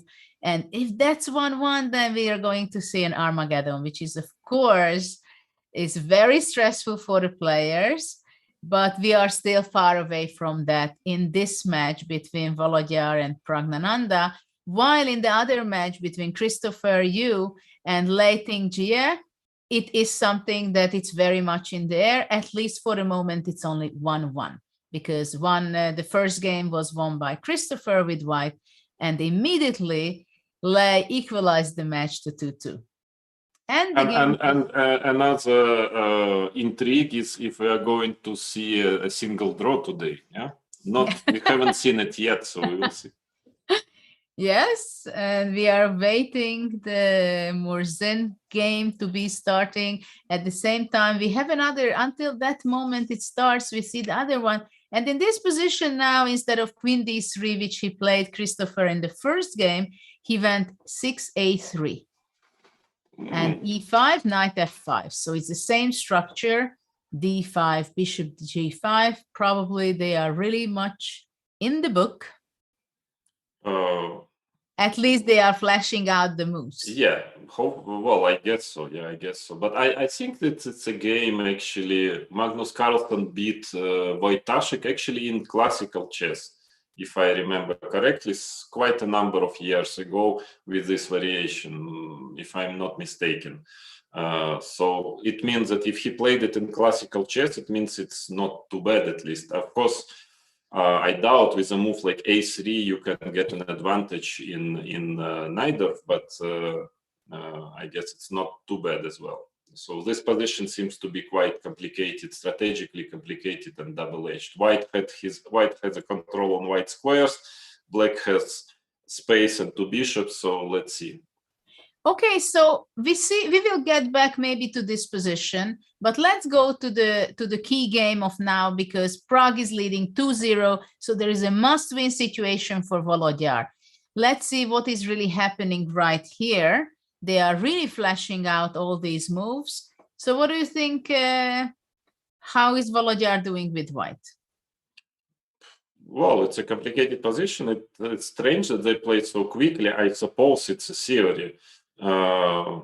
Otherwise, there was quite few moves which didn't seem to be forced, I would say. Let's put it this way. But well, it's okay. He got a complicated position. I don't know what is the objective assessment of it. I guess white would play D3 and then F4 at some point. Maybe black is objectively fine, but it's a game, yeah.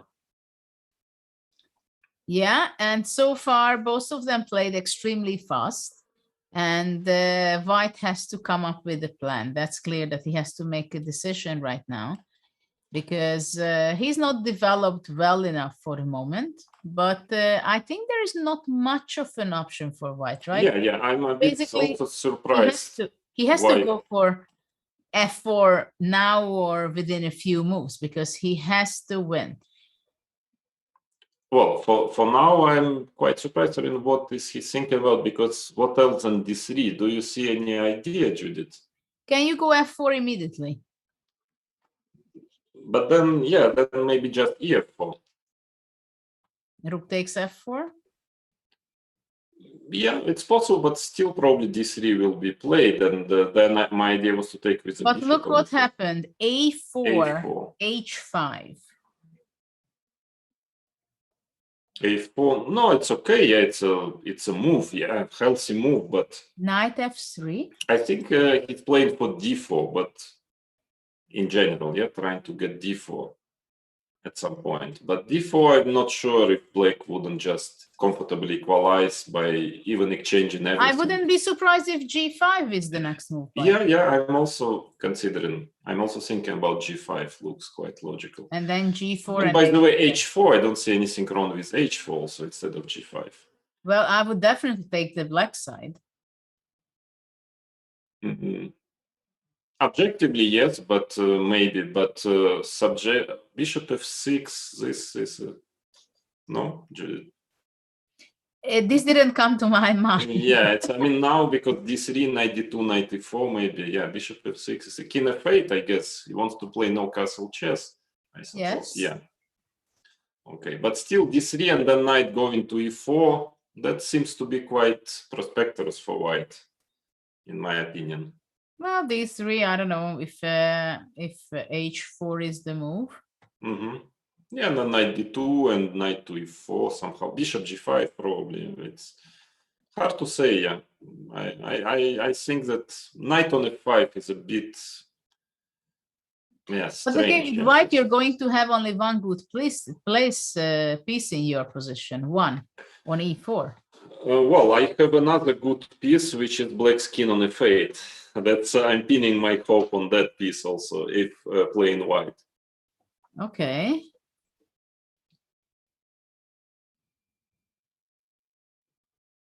Yeah, bishop f6 is something I wouldn't need.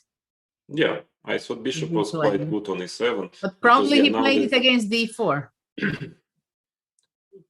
Probably, but your suggestion g5 was not bad against d4 maybe. But then maybe d4, g4, knight takes e5 was an idea or something. Maybe he wants prophylactical moves that he doesn't want to allow him to make complicated, unexpected sacrifices. I guess maybe Vladar is thinking whether to play h4 or not. Yeah, That's what you played. I wouldn't, frankly. I don't think the play on the h line is so dangerous because now this g4 square is quite nice for black bishop or knight at some point. Yes, but at the same time, the king on f8 is standing not so well. So if white is able to be playing d4, even if it's a sacrifice, g6, of course, king wants to go to g7, which he's going to. Then I guess he wants knight g5 and just to put the knight on g5. It's complicated position, yeah, it's very complicated. And I think the opening went well for white in this scenario. Yeah, now I like it for white after h4, knight g5 here. Or I would pick white if I had to choose. I would pick black because I'm leading to 0, yeah, but otherwise, yeah. But I didn't say I would take the situation. I would say I would pick the position. Maybe even strangely enough, after maybe knight d2, knight g5, maybe I should take on g5, strangely enough. And bishop g5, f6 to play like that, because my knight on f5 is pretty solid, yeah. hg also f6, or bishop g5, f6.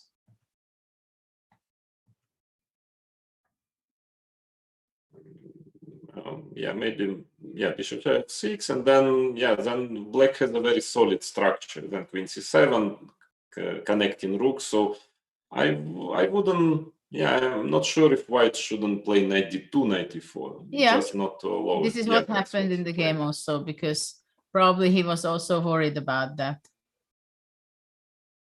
Well, in his situation that he has to win, I think definitely knight d2 is the much better choice.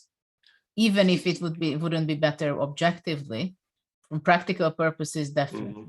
Yeah, because white wants to play knight e4 and then f4, yeah, then start to play f4. Still, you're so brave to play f4 with these kind of weaknesses. I mean, when black will move his bishop to e7, maybe, why not? Just to, because also, well, white needs to do something to make some plan. I mean, f4 seems to be quite dynamically maybe interesting. Now again, white is thinking, and he's under 7 minutes. But here I would also think, yeah, it's a position, very important decision now. You need, with white, you need to understand what your plan, yeah, what you are going to do here. There is quite a number of options, yeah. Bishop g5. So he wants to provoke f6 and then come back to d2, I guess, and only later to play f4. Yeah, I don't know if f6 is something to provoke, because to me it looks like a logical move, yeah. That you think it doesn't favor white? Yeah, I think it's okay for black to put pawn on f6, but doesn't change that much, probably. So maybe I would try to get some knight h6, knight f7 with black, yeah, and then probably trying to get f5 at some point. White has his d4 idea, so it's a very, very tense position, which probably objectively more favorable for white. Yeah, now it seems like practical game. Yeah, he got something that it can create some great chances for this game. Yeah, because, well, you don't need actually to react. You can play something like rook e8, but still f6. This is what happened. Yeah, still probably sooner or later f6 will be played. Yeah. Well, the question is, how can white proceed with d4? No hurry, maybe Queen just d2? making a useful move here. Queen d2, I'm afraid, after f6. Yeah, that's why I thought queen c1, if already playing for that, but you can also play any healthy move. a5, queen c2, just asking black.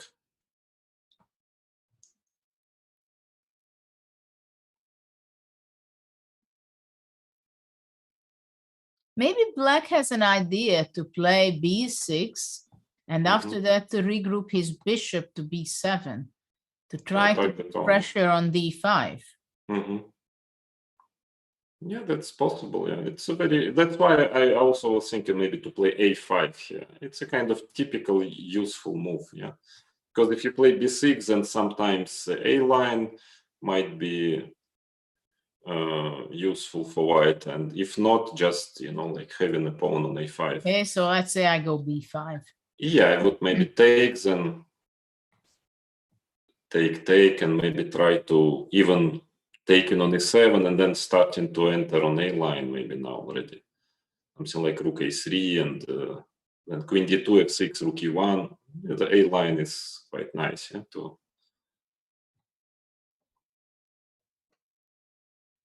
Okay, so now but a5 is a move, it's not an easy move for young players to play, yeah, because you usually, and myself, I also was the same, usually want to do something more direct, yeah, and playing such slow moves is. Well, he captured on e7. He didn't want to keep the tension. In my opinion, it looks premature because.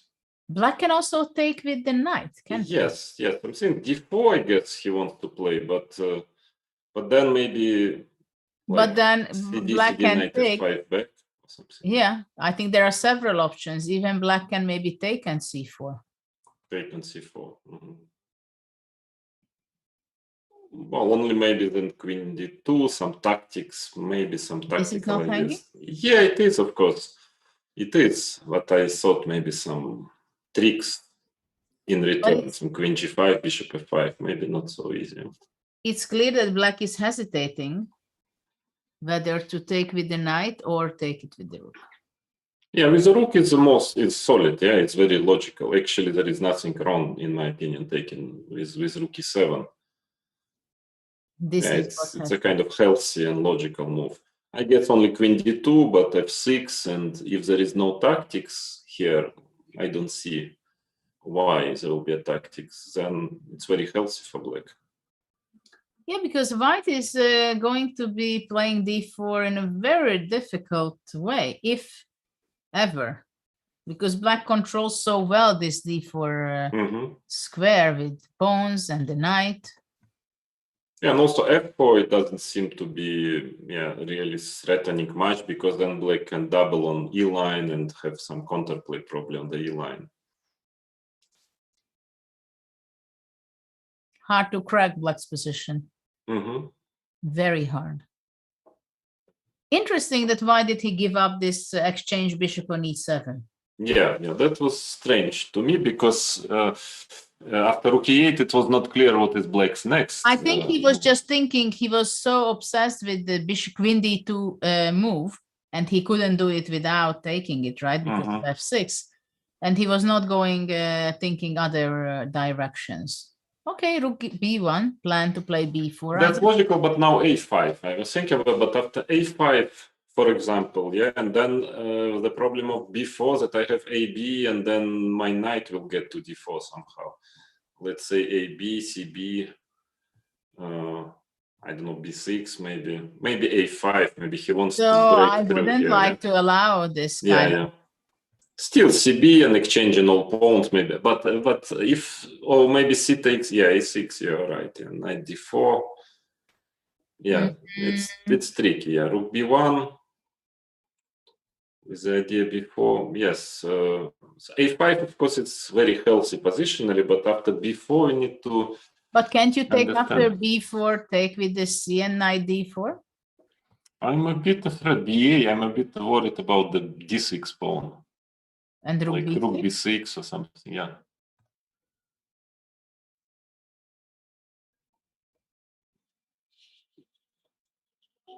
maybe before b6 simply I can play, a little bit strange, but it's difficult decision. Should be okay for black, but it's difficult decision. Or here b8, knight d4, b8, bishop f5 to try to eliminate this knight, but no, instead of taking on just to play b6 here, a5 and b6. Here? Yeah, just to block somehow. That's interesting. Maybe BA, and trying to enter on B line for white. But you know what he played? He played C4. C4. Bishop and bishop F1 quickly. Rather quickly.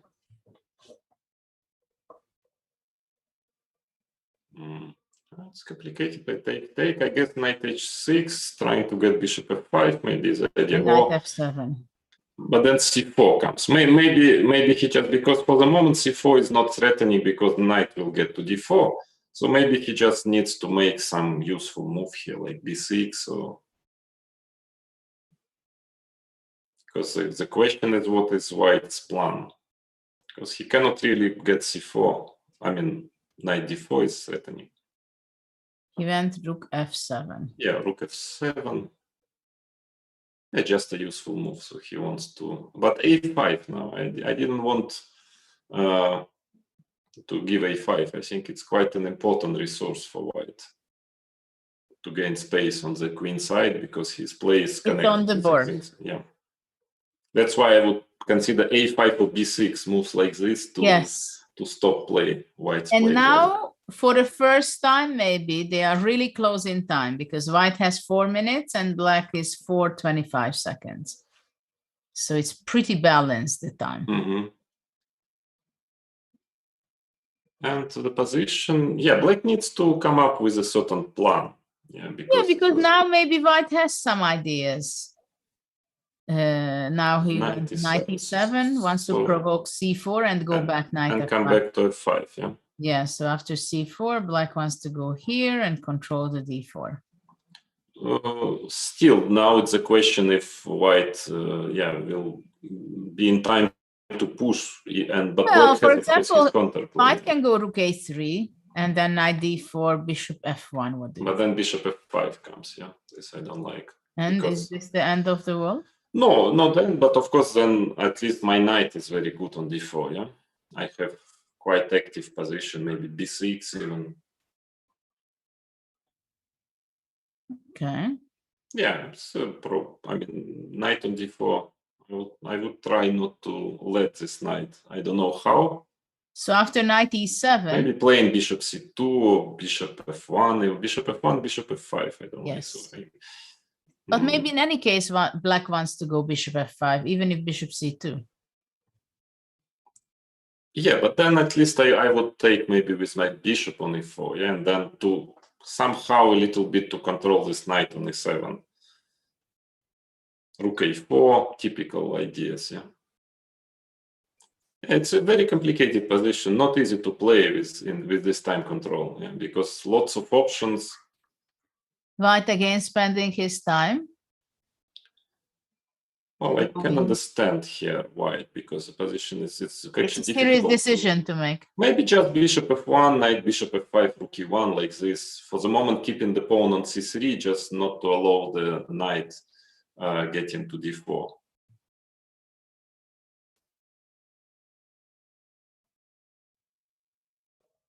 I still believe, yeah, I would take white here, even if it's very solid for black, but still maybe white has some prospects on the queen side.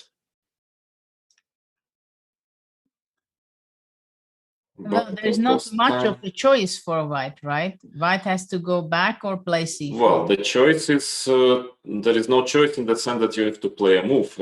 I mean, it's in this situation when your time runs, you know, you just have to play a move. I was early to say that they are pretty much balanced in time, because ever since he's just thinking, and white is under 130. And this you cannot afford in this position, because it is interesting, a lot of ideas, but with no time. But that is about experience. Yeah, it's pretty much about experience, because, you know, when you're an experienced player, you already know that you simply have to make a move. It's not about optimal decision, but when you are down to 2 minutes, you just play a move, bishop f1, whatever, c4, just play it. Yeah, because you know, it's not classical chess, and you simply in such complicated position, 3 minutes advantage is almost a pawn. Yeah, I mean, and sometimes you have the situation, I mean, look at that, he's under a minute, that you start thinking, and the more you think, the more frustrated you are, and the more frustrated you are, the more you don't want to make a move, because if I spent 2 moves already, I don't want to make a move which I wanted to do in the first second, right? Because I still have to think, and he's keep thinking and thinking about it. But finally, he went rook e1. Rook e1. So what is the idea? What happens if knight takes d5? It's a good question, yeah. He was not even paying attention. Just played bishop f5. Yeah, but you see, he's more experienced. He's more practical. Very practical. Yeah, because I'm not sure he was expecting rook e1 move, but just sure thought, okay, if his opponent was thinking on rook e1, so I guess he decided that he has something against knight d5, so I don't even want to spend time. Yeah, very practical attitude. Yeah, very practical attitude. Yeah. And again, and clearly also the move bishop f5 was not expected. Yeah, but 12 seconds, that is, again, a6. No, I think it's positionally not right here, a6. Because, yeah, b6 now and here, I think it's not justified positionally, because white's main plan here is to push c5 sooner or later, one day. And now he can never really do it. Yeah, so now black is having a very good game. Positionally, simply. Well, is black going to be capturing on e4 and play f5? Yeah, I would seriously consider it, but yeah, he's preparing, just playing rook f8. Yeah, I would consider taking an f5 and f4, especially considering the fact that he just needs a draw, because yeah, it's very solid way of playing. And also after bishop e4, bishop takes queen c4 is an option, because now the rook is not protecting the a6 pawn anymore, so that can be also vulnerable. Well, it's clear that rook d1, I mean, white is just having a problem with time, yeah, because yeah, f5, and I expect him maybe to play f4 next, just to. So white is 10 seconds on the clock. Yeah. And knight to f5, and anyway, it's very kind of, yeah, queen c8. Yeah, now white black looking on a6 and showing up on h2. Yeah. No, it's even with normal time, the position is not really giving any winning chances to white. But yeah, so f3, queen g4 is one idea, just trying to mate, or just queen h3. I mean, black is better, and black has several ideas. Queen h3, and he just needs a draw. Yeah. Also, fg, queen g4. I mean, practically anything is good. Yeah. I mean, yeah, that's probably going to end up in Black's favor, especially since he cannot repeat. Yeah, but he has to repeat now. Yeah, yes. And he understands it. Everything is written on his face. Yeah, I think he will Polgar repeat. is- Yeah. Yeah, it will be extremely difficult to. Well, I go think out. Parag is thinking, yeah, should he repeat or not? Because he understands that he has a good chance winning simply this game. And if he will not repeat, I like this attitude. I mean, if he repeats, I also like this attitude. Then we can say it's a professional attitude. If he doesn't repeat, we can say he's a real fighter. Yeah, so in both cases, he's right. And probably actually both are true. No, you see, he doesn't want. Yeah, he doesn't want to draw. Yeah. Actually, he's not risking much. Let's be honest. Not risking, absolutely. Polgar has 3 seconds left. F3 is in there. Yeah, I mean, Queen C5, everything. No, he's just much better. Yeah, so. Yeah. And he has the self-confidence. But it shows the confidence, yeah, that you are really confident in yourself. Yeah. Because, of course, if the score wouldn't be 2-0, of course, he would never repeat because Black is better. But under these circumstances, you know, most of the players would just repeat moves and go to rest. But he wants to win. It is also understandable, but he has a match only the day after tomorrow, because tomorrow we are going to have the other part of the quarterfinals, and only on Saturday he will be back if he's winning. And it's hard to imagine that he would be ruining this game, having 2 minutes on the clock versus 5 seconds of Murzin, and just looking at the position, knight f6 or knight Yeah, knight f6, bishop h3, I guess. King g1 even. Yeah, but now f3 must be. Or f takes g, queen c5, knight g4 looks also quite painful. Yeah, you're right, even stronger, yeah. I mean, after f takes g3, queen g3 has to be played, which is not a good... I mean, f3 is probably also very tasty, just going to be made in few moves probably, but okay, yeah, it's a nice choice, yeah. Yeah, it's a tough choice.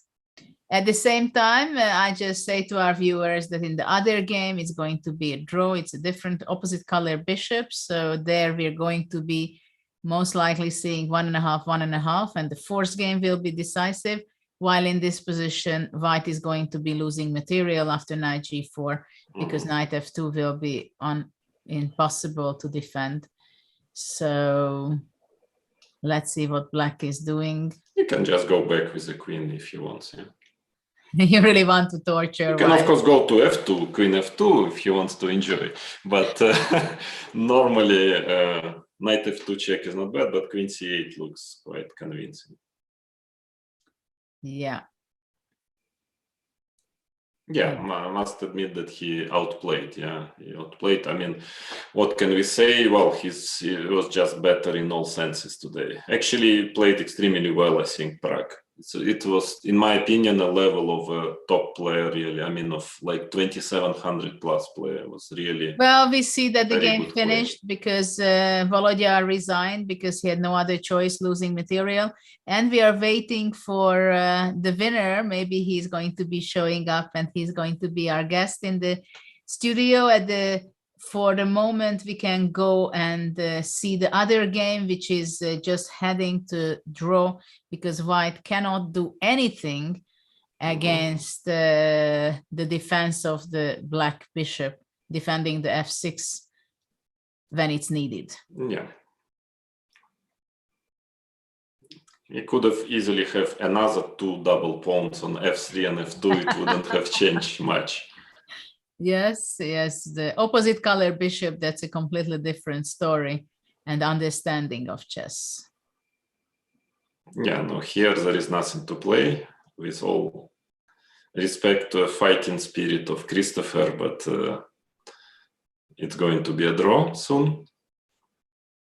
And the match is very, very tense. Yeah, it's very unclear what's going to happen in the last game. Absolutely, but I was keeping an eye just a little bit on this game, and I think Christopher had must have been sweating a little bit in this game because there were some difficult moments, or at least when I was seeing in the middle of the game. But the match is very balanced. It's very clear. Two very interesting players. Yes. So let's see when they finally cover all squares. White, the bishop will, try all the available squares on white diagonal. Okay, so white gave up the pawn also. So probably he's going to, yeah, it's a draw. So 1.5, 1.5. And this match is going to be moving on to heading to the final game, possibly, because the match score is 1.5, 1.5. And if any of the player wins, then they proceed to the semifinal. If it's going to be a draw, then we're going to have a playoff. But here we have a winner, Prag. Congratulations. Hello, ma'am. Thanks. Congratulations, Prag. Yeah, thank you. Good play. Good play today. How did you come to play for the tournament? What feelings did you had before the start of the round, of the first game? I'm actually in Armenia. I was playing an open tournament last week, and so past few months I haven't been playing so good, and I wanted to play good chess at least in this event, and yeah, I managed to do it in the quarterfinals. So which game of the three you considered most difficult? The last game, actually, I've been in such situation to just need a draw, but it's not easy to play good chess if you're trying for a draw. So I just tried to just play normal chess as I do. So I think it was also a good game. You didn't have in your mind that you want to make a draw? Yeah, that's why I think I just went h5, g6, king f8, king g7, something like that. Were you happy if we just pick the position and go back a little bit there? If we can have, I don't know if we can have it, yeah. So which position, when you played h5, what thoughts did you have? You were playing for a win, or you just played that you wanted to play interesting ideas? I knew till knight f5, and I knew that h5 is one of the plans here. So I didn't really think about the result. I was just trying to play something. And after knight f3, g5 was not in your mind, because it looked, it was Judith's move, and I actually quite liked it in a way. d4? I mean, just d4 you want. I thought ed and g4 maybe. I mean, it's prophylactic. Yeah, typical prophylactic move, g5. Yeah, if cd and g4, then there is knight e5 maybe. But here yeah. Or maybe also h4 we thought, yeah. But yeah, because bishop f6 looked a bit strange to our taste, because maybe d3, knight d2, knight e4, or even what Volodar had played, maybe he was a bit better, at some point. It's hard to say, complicated position. But I didn't see a plan for him, like clear plan, so I was not sure. Yeah, no, there was no. Yeah, well, maybe a5 here. E7 was giving up the pressure there. It was probably not the best. Yeah, I also thought so. Yeah, because like a5 and then maybe queen b1, b4, something like that. Yeah, that looks logical to me. Because what was your plan here? What would you try to do next? I wanted to play like bishop c8, b6, bishop b7, try to provoke c4, but maybe a5 is strong. Judith's plan, yeah. Okay. It also what Judith said. And I said that a5 could be an idea then to prevent it. Yeah. Okay. Anyway, it was, you outplayed actually later rather convincingly. Okay, so... My opinion was, you played very well today, so... Good luck for the semifinals, and then maybe finals, and then maybe the next season of Chess 24 Tour, So good luck anyway. And congratulations with not only with a good result, but also with, in my opinion, very good play today. Congratulations and have a good rest. And we see you on Saturday back for the semifinals. Yeah, thank you. Thank you. Bye. Okay, so we see the scores. And so Prague will be playing against the winner of Avander, Leang, and Nodirbak. And so that will be, of course, a very tough challenge for him on Saturday, but we're going to see still what is going to be the outcome of that match. But for today, we still have, in about 10 minutes, we're going to be continuing the other quarterfinal match between Christopher Yu and Lei Tingjie.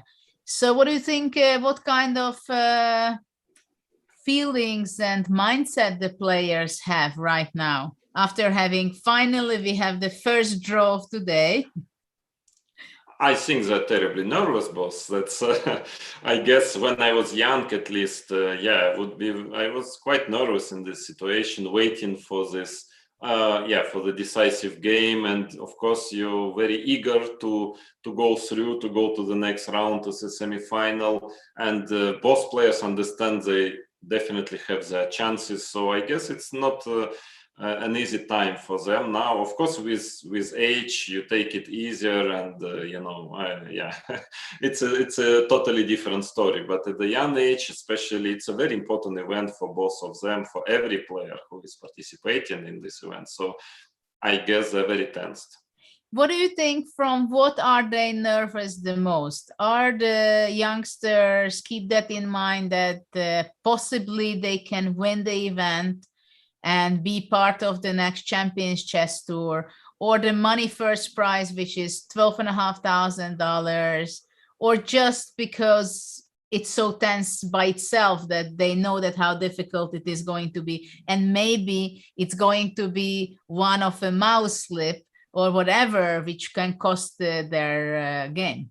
I think it's all together, Judith, as well, that you don't understand yourself. What is it all about? Why you're nervous? I mean, what exactly is so important about this particular game or something, but at the young age, but it's just that you're very motivated. I mean, your motivation level at this age is extremely high, yeah? And also your emotionals, you take things more emotionally than at the later ages. So I remember myself when playing even these rapid events, as what we mentioned earlier, yes, it was always very tense. I would be doing fine before, after the match, but during the match, in between of the games, I remember I was very tense and nervous.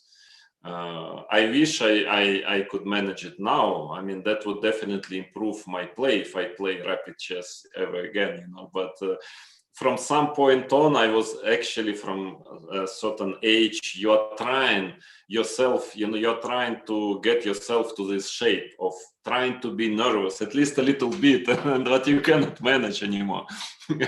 So, and at that time, you actually, other way around, you're trying to cool yourself down during these games, in between of those two games, I remember, and it was very difficult. Your heart is beating and you're really nervous. With age, it's exactly other way around. It works.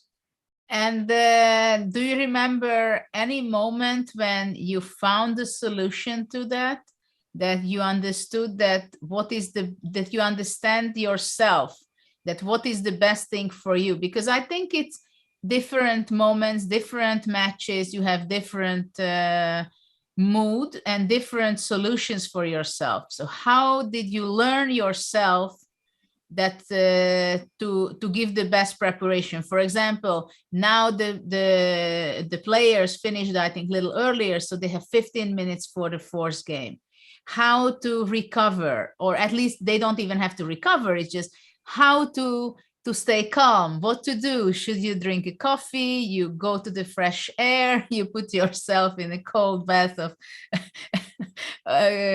sitting there, or you're talking to your coach, or I mean, anything that, do you think those youngsters now, they have that experience that they understand themselves, or they just go with the flow? No, you go with the flow, yeah, and it's also very individual. You know, for one person it's one thing, for somebody else it's totally another story. Somebody needs to just relax, somebody, you know, and just to close his eyes and to you know, just to stay still. Somebody needs to walk, somebody needs to speak with trainer. So that is very you know, very individual. But what I've noticed about you know, one thing I will tell you in general, when I was playing chess, when I was still young and ambitious, etc. I noticed one thing, that the best shape, my best form is, I know that I was playing my best when I was nervous before the game. So I would say I would wake up rather okay, slightly nervous, and the nervosity would grow. I would be rather nervous, tensed before the game, but once the first move is played, it totally disappeared. You know, I'm just in the game, yeah?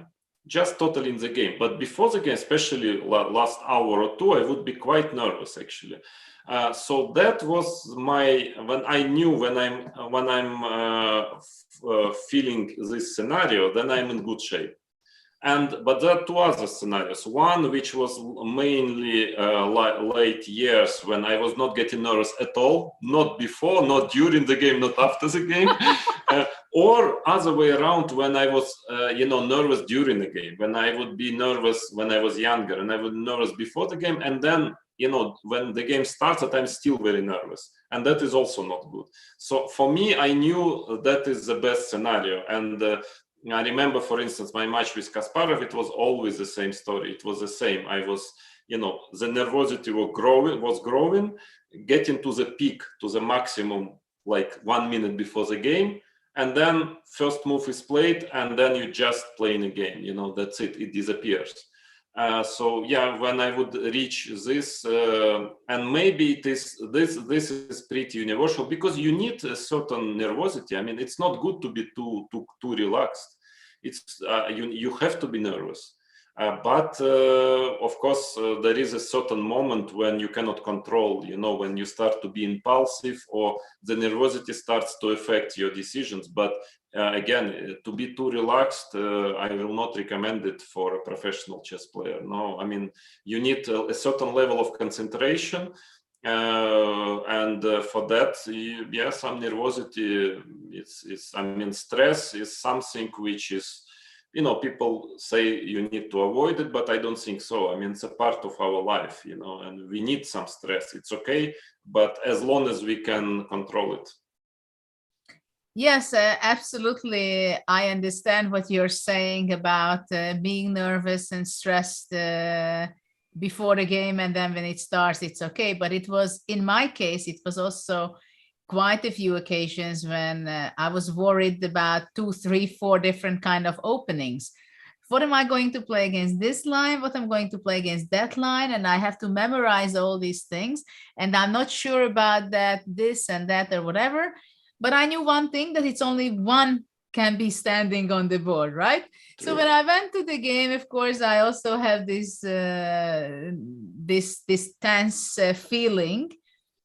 And but still, it is, I think, a great deal of challenge for youngsters also right now. And I think this is why a long time ago, when they had coaches like trainers traveling with youngsters, many times I feel that they were not necessarily helping only in chess moves, but they were taking off quite a lot of pressure from their shoulders before the game. So you go with your trainer, your sparring partner together to the playing hall, right? And you're just talking about whatever. Okay, you're going to be okay, you're good, everything is fine. And it's not that you believe it somehow, or you're not sure, but still it's good to listen that, right? Yeah. That everything is okay, you're going to be great, you're a fantastic player, just go there and do the best. Yeah, or even sometimes you just need to speak out after a certain game, you know, you just need to share your emotions that, okay, I thought I was better, okay, I should have played this move, I should have chosen another move. And nobody needs it actually, but you need it, nobody else, but yes. You need need it, and then when you speak it out, then you kind of, you feel better, you're ready for the next game. Yeah. So but still, again, everybody is different. So you need, as a young player or not young player, but you need to find your own, to understand yourself and to find what is the best for you personally. Yes, I do. Up to a certain age when nothing works already, when whatever, you understand yourself very well, but it doesn't help. Well, these youngsters, they do have hopes and they do have ambition and dreams, I think, to become better and as good as possible from their point of view and the opportunities what they have. So just in a minute, I think we're going to see starting the fourth game of the 4-game match between Lei and Christopher, and it started e4. Again in Eidorf. No, now Christopher was not playing either. I think no, he's it was playing all kind of Sicilians, quite dubious at times. Okay, let's see. At times quite dubious. So let's see if he's going to repeat the same, I would say, rather dubious line. I doubt, because he didn't get a good position out of the opening. Okay, bishop d3 again? No. It's okay, so very finally. fashionable nowadays, yeah. Finally, which we were expecting in the previous game. I think they have played it already. I remember, Christopher played with Carissa in the first tournament, this line, and he won the game. He had quite a dubious position and he won the game. This line is now very fashionable. I played this with black long time ago. F5 is a rare move, I think. But also it becomes fashion. Yeah, because now at our times, Judith, this line was considered to be very dubious for black. But now this is how it goes, and king f3? A little differently. It's before f5. Yes, they first check and then play f5. So here playing f5, I think it's a slightly different line, because after c4, I suppose black wants to do something else. Maybe even taken on f4, I don't know. But I think white is giving queen h5 check and so on. Computers are reassessing these positions nowadays, and considering those positions are not so clear. Nowadays it was supposed to be better for white, but now it's not so clear, according to modern engines. Yeah, engines make our life complicated. Yeah. Not our, fortunately, anymore, but life of those game itself. Yes. I mean, it's becomes opening preparation becomes very tactic, in a way, very concrete. Yeah, because in our times, you just don't like this position with king on d8. Usually, you don't go for it with black. But now, if computer says it's okay, then it's okay. Why not? Yeah, I was wondering why not bishop d2 simply instead of queen f3. Okay, I would also like white to develop as fast as possible. And because if knight takes f4, maybe queen h4 simply, but I guess it's still theory. Well, it should be, I guess. And both players are so maybe far. Maybe queen f3 is a new move. It's possible. Yeah, it's a question how black can go bishop a6. What do you think? Yeah, one of the possible ideas, of course, yeah. Now the question is whether c4 is, let's say. Well, also taking on a6 makes sense, and bishop d2, and this is the more solid position. Way, right? Yeah, the king, black's king it's a bit vulnerable, but it can also find a safe haven somewhere on c7. So it's f5 maybe. I don't know, the other ideas are to play bishop b7, then c5. Yeah, it's maybe bishop b7, trying to go c5 and to, let's say, bishop d2, c5, and trying to play for this diagonal, maybe f5 somewhere. Well, it can be f5 now first, but then knight g5 maybe, yeah. King c8 or something. Yeah, it's a strange position. Do you like the king on c8? Not especially. I would prefer it on a8 and rook on c8, but Well, that will be not the case. He went bishop e7. Bishop e7. Interesting idea. What's the idea after c4? I guess he Probably wants to f5. play f5. F5 probably is the plan. Yeah. So on f5, and in case of in case of f5, knight g5, I guess he wants to. Well, knight g5, by the way, it's maybe unpleasant. Bishop g5, cd5. Even though not clear, maybe even bishop f6, and in case of d6, rook e8, or d5, you know, it's very, very sharp. You and know, even go strange. d5 immediately. Yeah, d5 or rook e8, very strange, sharp play. But rook e8 I also like quite a lot. Yeah, so she played c4 is on the c4 board. quickly. I suspect f5. I mean, knight b4 is an option, obviously, also. But then maybe queen c3 is a plan. Yeah, the knight can be in danger in a second. Yeah, still c5, very sharp game. Yeah. But f6 is hanging, isn't it? Yes. I don't care already. Yeah. Maybe. I mean, I It's do not care, your of phone, course. right? I do care, of course, but maybe it's not totally clear yet. Yeah, hard to say. But yeah, knight b4 is played. I would think of playing f5 actually. Knight b4.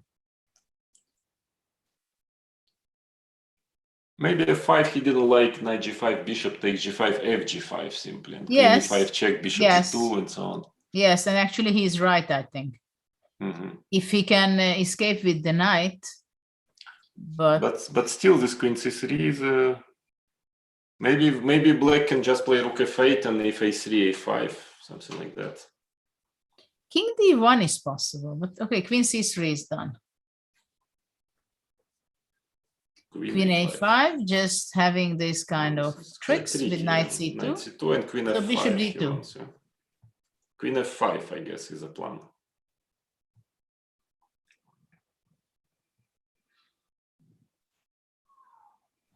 What about knight f6? Look at this. Look at this. That is nice. Yeah. What an unexpected Yeah. checkmate. Yeah, that is beautiful. But isn't it working? It's Probably it not. looks Rook like f8. why not? Rook f8. Well, we'll find something. A3. Let's go A3. But after a3, check. King d1. I don't know if it works or not, but at least Yeah. hard to say. Yeah.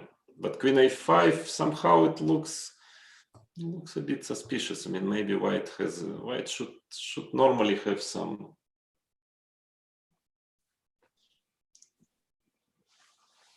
Some idea, but again, knight c2 check is a threat. Yeah. King f2. It's brave move. Interesting. King f2. He wanted to go out, or she wanted to go out from all kind of knight c2. Yeah, but queen f5. What is the plan after queen f5? Because king is also a little overactive. Yeah, on f2. Yeah. I mean, I prefer to activate my king in the endgame usually. Maybe knight g3 she wants to be. Yeah, but playing. then some checks can come. Check, even bishop queen d2. c2 check, even Bishop not so- d2. Bishop d2, yeah. Bishop Yeah. c5, king f3. Who knows, maybe c5. Yeah, it's strange position, yeah. Very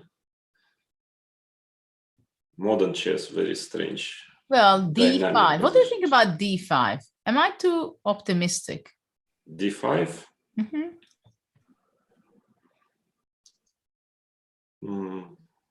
Well, let's first take on f6. I mean, Then of course check and it's b4. very Check and dangerous, b4. but I wanted bishop e3. Bishop e3, Yeah. sorry. I thought you want rook f8 maybe, but still even just moving away with my knight. No, but after this you just... But you, yes. Knight h7, and now maybe checking just to have rook f4, but it's probably it's not enough, yeah. He went queen f5. Yeah, queen f5, yeah, that is a principal move. And now, Judith, your suggestion was knight g3. Yeah, but maybe bishop c5 check comes first. Then king f3. King f3. Exactly. No, I mean, black, I think, can lose within 5 moves easily, because in these kind of positions... Both, yeah, white also can under some... Maybe a3 she wants to play. Here? No, a3 instead of after queen f5. She went knight g3 already. Maybe a3 was an also option. Interesting. Hard to say, but okay, knight g3, yeah. Yeah, of course, it's very tricky position. Actually, both can... One mistake and you get mated with white, or white develops and then you just have a bad position with black. So, very interesting game, yeah.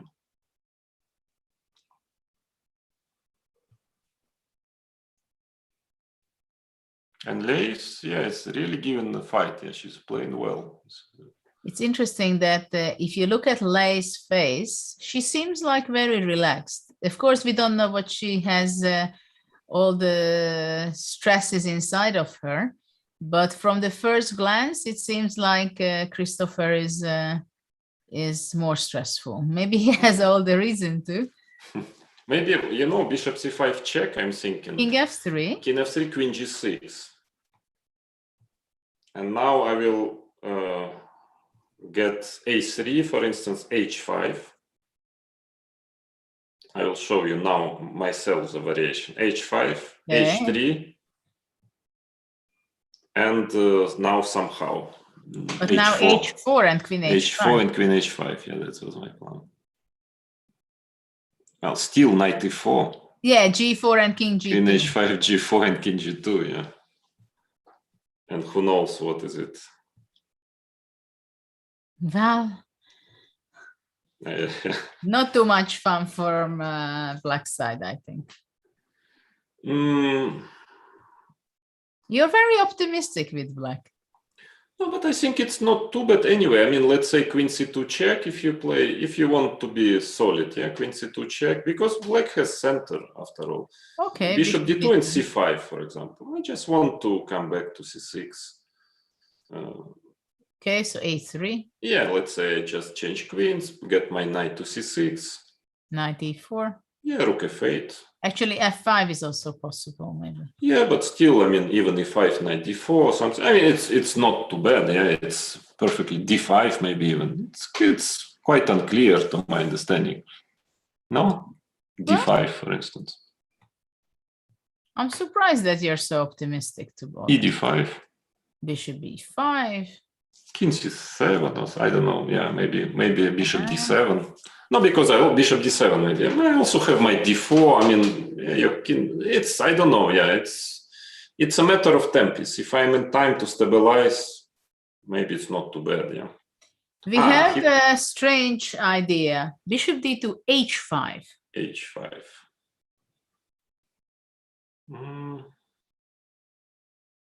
I see what he means, but but what does he want after a3? I guess he wants h4, yeah? Or maybe he wants to give a check and king f3, queen g6. Ah, yeah, like, Though after here, king e2. Right? Yes, I suppose. But maybe he just wants h4 after a3.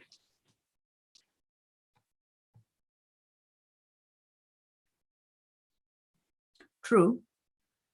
Still, it has to be checked. If I cannot just take AB and HG king G3, it's still a pawn. Of course, there are some checks, but it's a pawn.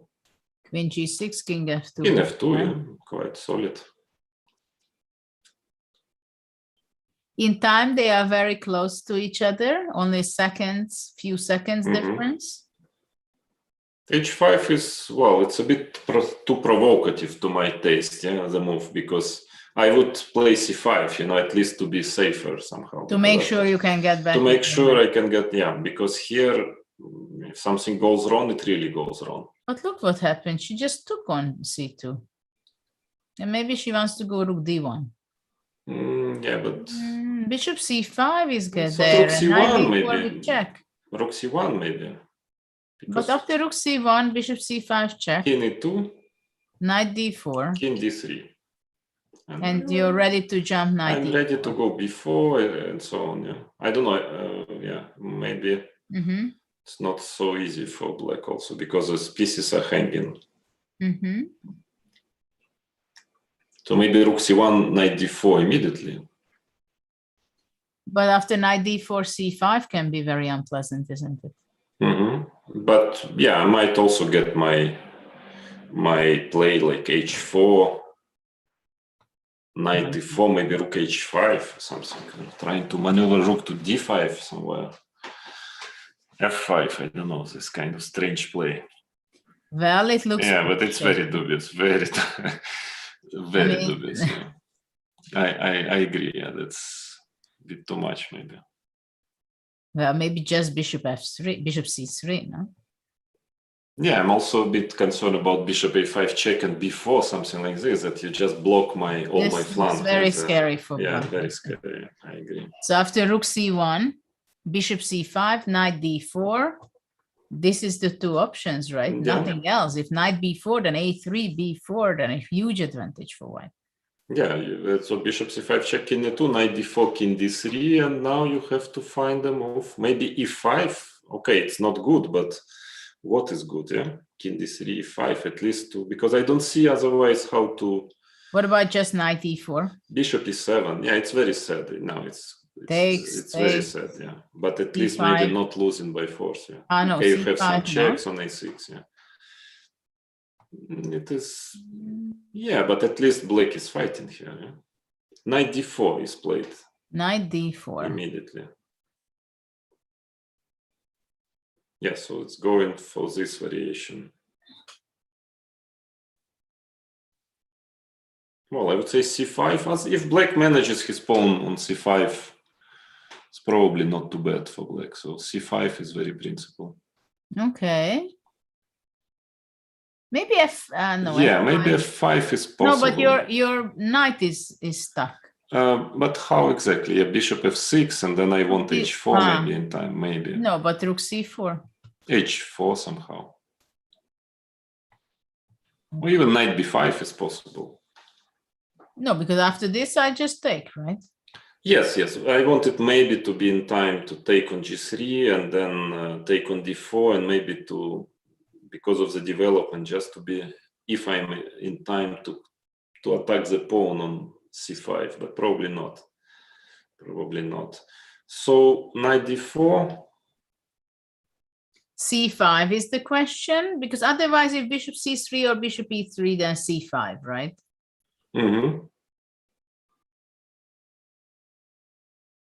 Well, c5 is principal, but yeah, I guess it's also... She gave it check on a5, king e8. Maybe now c5. And now c5.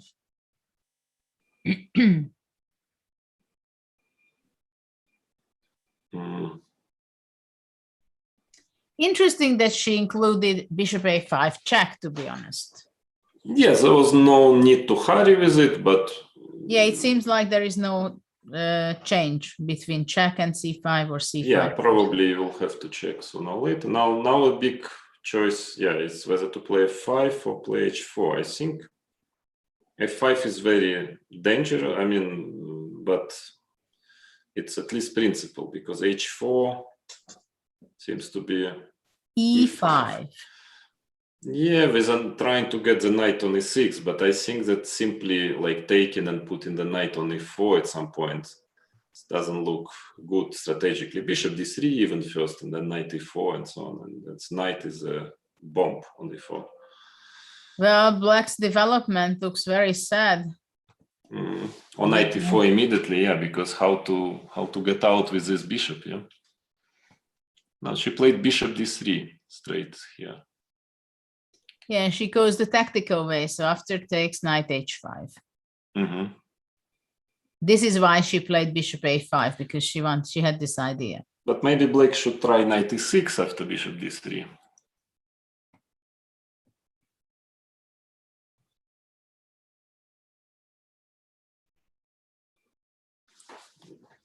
Might get F5, yeah, I suppose, because if bishop c5, I think rook c5 even might be quite dangerous, and bishop g6 check and bishop. Maybe white could have played bishop g6 first, you know, here. King f8. So push the king on f8 and only after that to capture. Yeah, so let's say bishop c5, take, yeah, looks dubious, but rook h6, maybe still some little tricks. You're still kicking.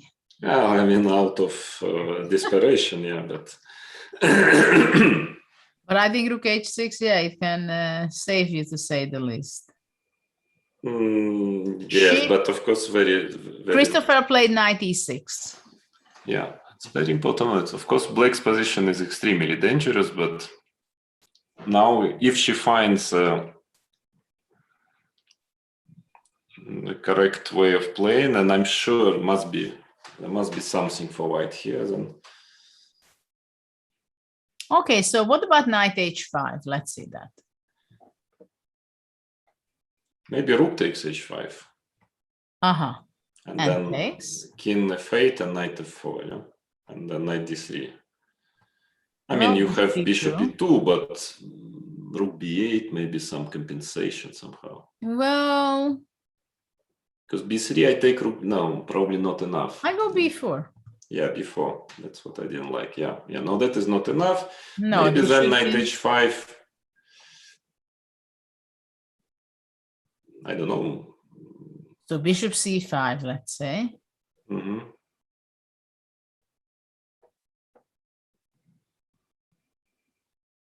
It's very sharp. King f3, checks, some checks. Knight d4 check, I don't know. Looks very unclear. Even bishop e7 or something. Yeah, it's very double-edged here. Yeah, it's not such an obvious thing. She played b4. Ooh, but what about knight takes f4? Pawn is not. I mean, yeah, there is this. Yeah, it makes sense just wants because to go bishop f5. Or bishop e4, knight f5. Maybe yeah, she just wants to positional control. But yeah, still, it's it's not clear at best because it's still a pawn. That was a strange decision, frankly. Yeah. Even if interesting, it's quite original and interesting, but I don't believe white can be better here. But she has fantastic compensation. But you see, it's time. Time is becoming a very serious. Yeah, she went down under a minute, 51 seconds, and receiving 5 seconds per move. And right now, Christopher has 1 minute, 37 seconds, but not an easy position. Yeah, but already for both sides, because black also has his bishop d8 idea. Yeah, bishop d8 is good. Knight f5. Yeah, knight f5 takes and knight f5. Yeah, it's hard to say. Yeah. I wouldn't allow you to go a5. But for the moment, I have b5 on a5. That's why maybe. That's true. Knight f5. True. Yeah, so maybe takes. Yeah, takes and knight f5. Yeah. Then rook b8, trying to go a5. She just went rook d1. Look at her positional idea. She just wants to grab the pawn on c6. But king will go to c7, and then black will probably try to get rook b8, a3, a5 to try to get out like this. But the position is, it's very difficult to assess. It's hard to say who is playing for advantage. Objectively. Subjectively, I guess both are trying to win, but objectively, I don't know who is better. Well, a few moves ago, I've seen bigger promises for white, bigger prospects. Yeah, rook b8, maybe he wants just play it rook b8 with the idea of maybe a3, a5 like this, even though it's very, no, a3, a5, bishop c6, ab, bishop d7 maybe. Maybe he wants this. Not sure. AB bishop d7, maybe ba simply, as if nothing is happening. No, but actually a3, king c7. King c7. So what about d6? Yeah, now something tells me that the very important quality is playing with, with little time might be decisive. But to me, it seems like black is slowly taking over. Yeah, rook f8. I think she lost a bit. Oh, no, that is already a sign that something is wrong, yeah. Because such a slow move. She's a little over-optimistic, but still she has a pretty good compensation, I think. Rook b1. I mean, the black bishop on c8 still not very good. And if white reaches to the knight to f5 and able to push g3, I think black can have difficulties. Maybe bishop a6 is not totally correct, because now maybe bishop f5, knight e4, I can try to get knight f5. Continued her plan. Yeah, but then bishop c4 will come in. Bishop gets to d5 or e6. I think it starts to turn into black's favor, this game. Yeah, bishop c4 seems to be extremely strong. And especially with time, yeah, because OAB maybe to include, maybe not, but... Yeah. 30 seconds for black.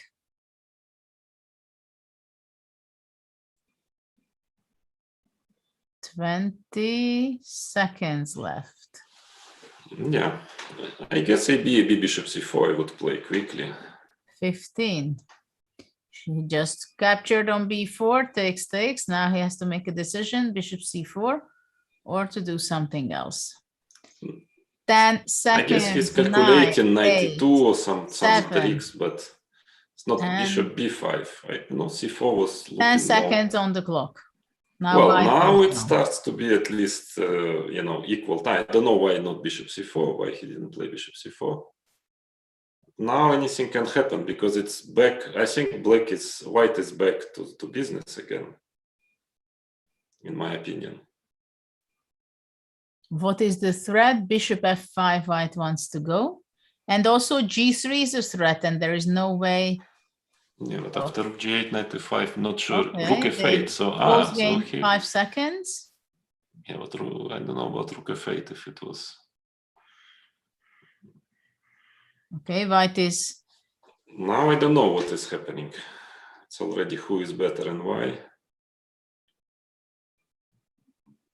Rook d2, she's just making a fast move. She has 16 seconds against 9 seconds for Christopher. It is difficult to make moves for both sides here. Yeah?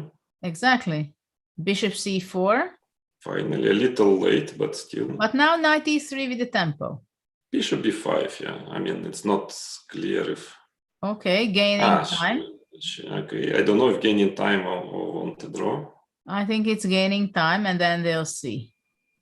So what about bishop e4 or bishop d1? Yeah, strangely enough, it's maybe a kind of positional draw. It's very difficult to, I mean, especially for that time control. Yeah. Okay, so she goes for a draw and repetition of moves. So we are heading towards, after 2-2, we are going to have the playoff of 2 blitz games where the players are going to be having 5 minutes each, and after every move they get 3 seconds. So in case we are going to see 1-1 in this match again, and the match is standing 3-3, then it will be the decisive game, the Armageddon game, where black has a draw odd, but he has only, or she has only 4 minutes, and white is going to have 5 minutes.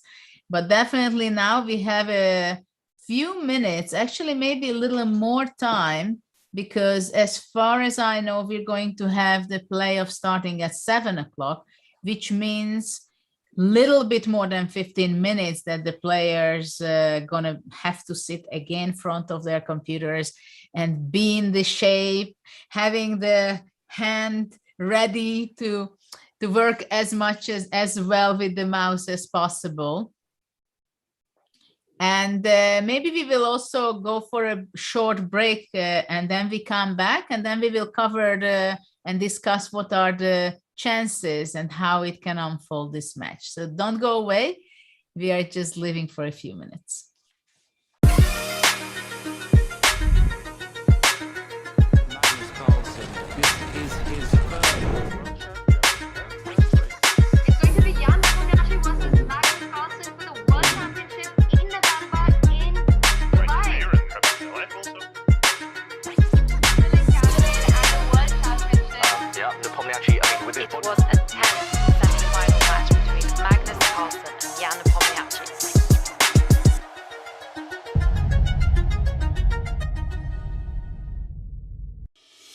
Want to raise your chess to a new level? Challenge Yourself is an exclusive, innovative experience designed for Chess24 Premium members. Train like a champ with a unique set of lessons prepared by the coaches of the challengers. Boris Girlfriend and Co. will help you improve your chess. Play a champ. Play a grandmaster each day in Banter Blitz. Take advantage of this incredible opportunity from June 10th. Go premium and challenge yourself.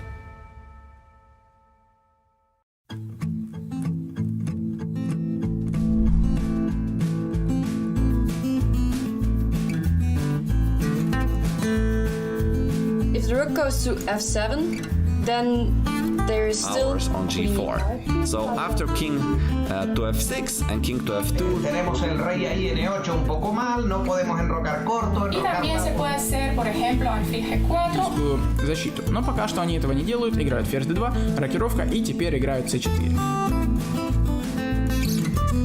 Thank you so much for the lessons. Gracias por las clases. Gracias por las clases.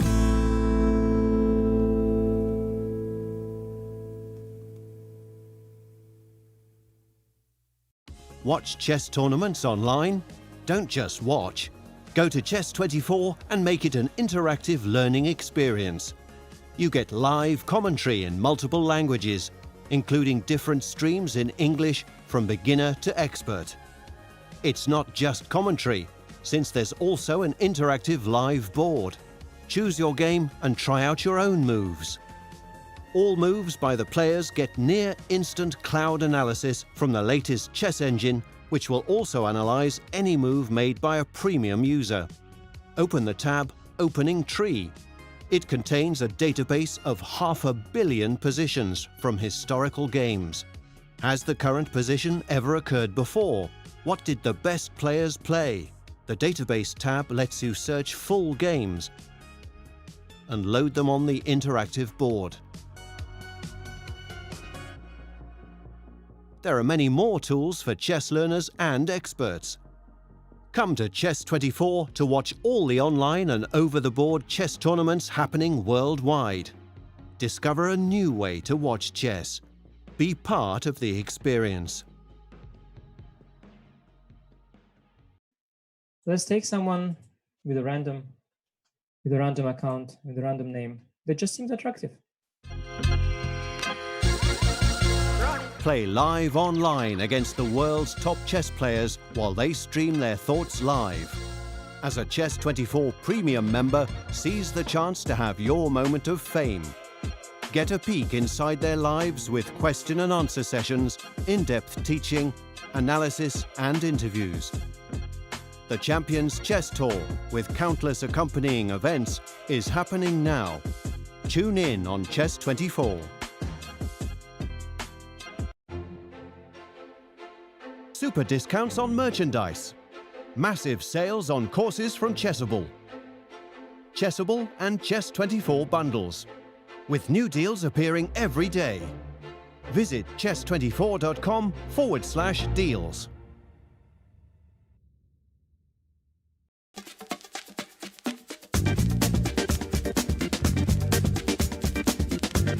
E5. It's E5 Patzers. A complete repertoire against 1e4 based on 1e5, now available to study with Chessable's unique Move Trainer technology.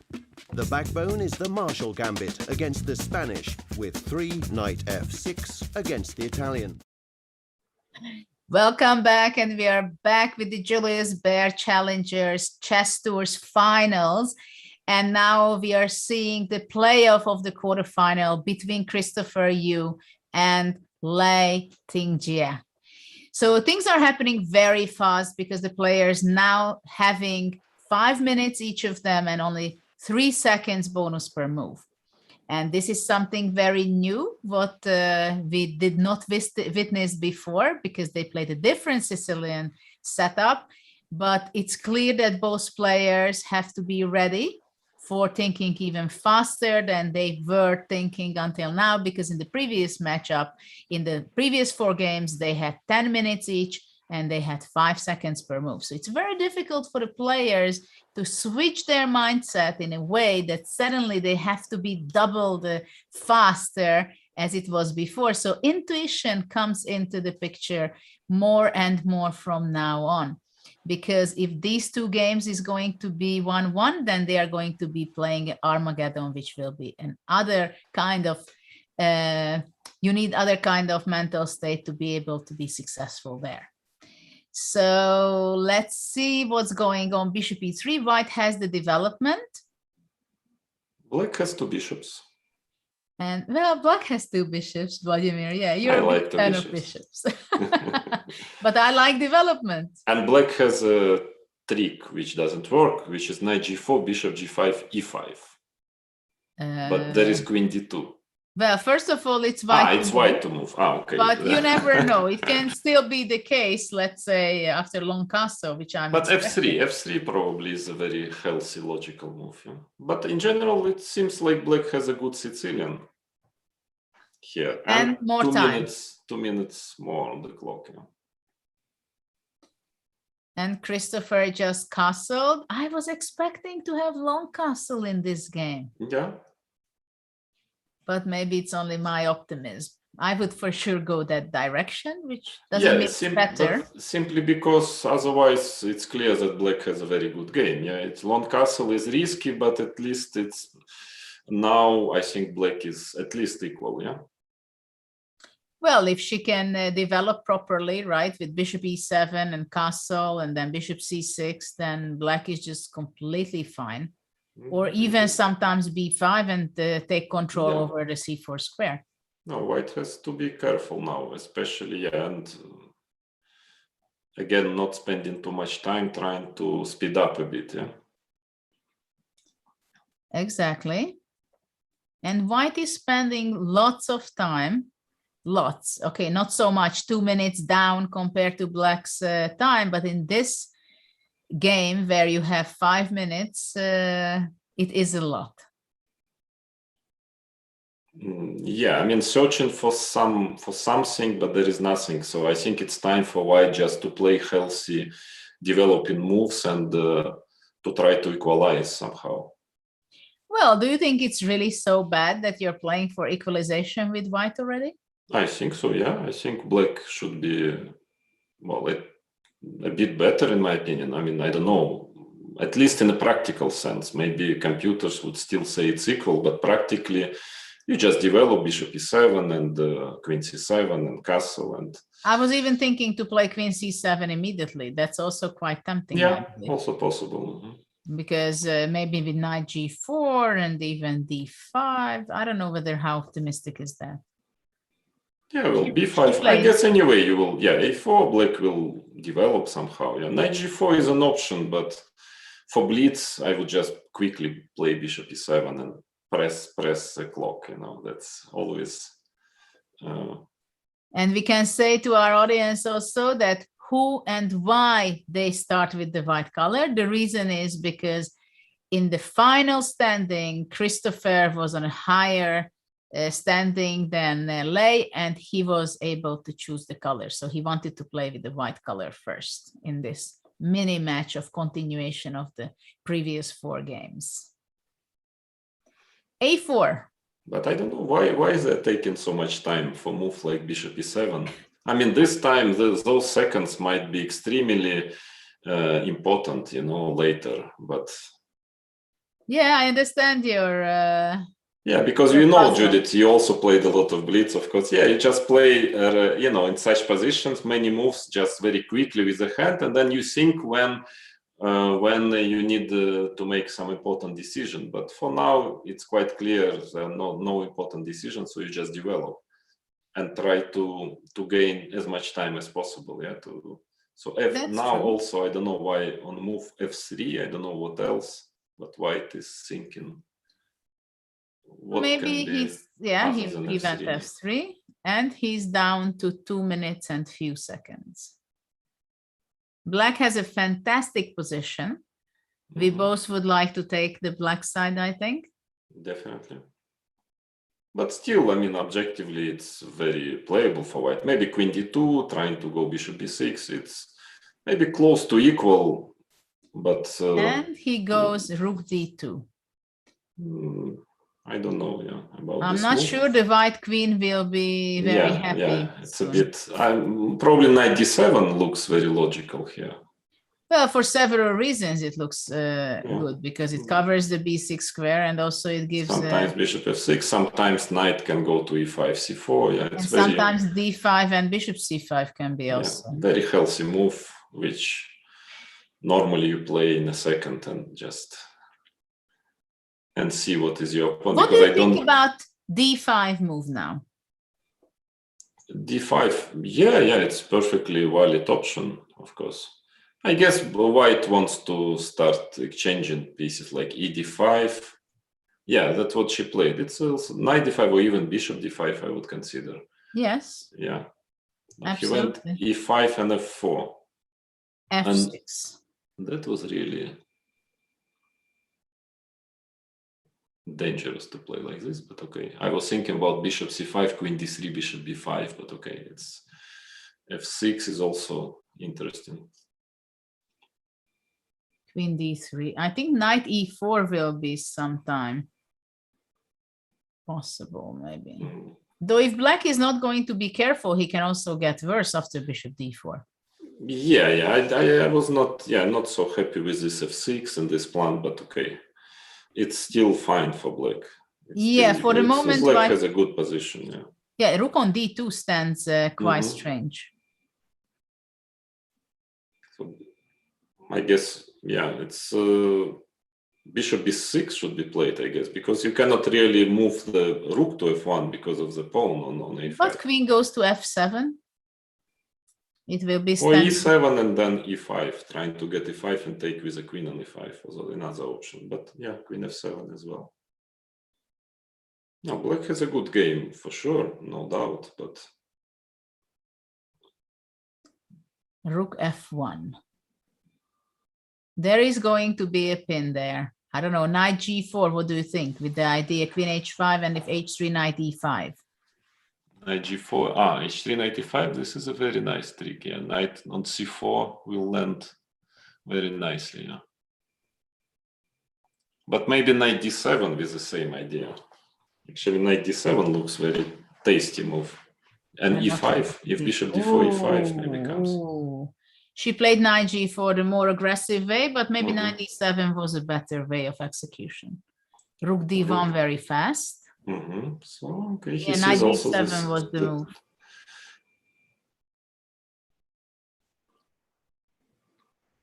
Maybe, but... knight d7 was much more powerful. Still black is doing well,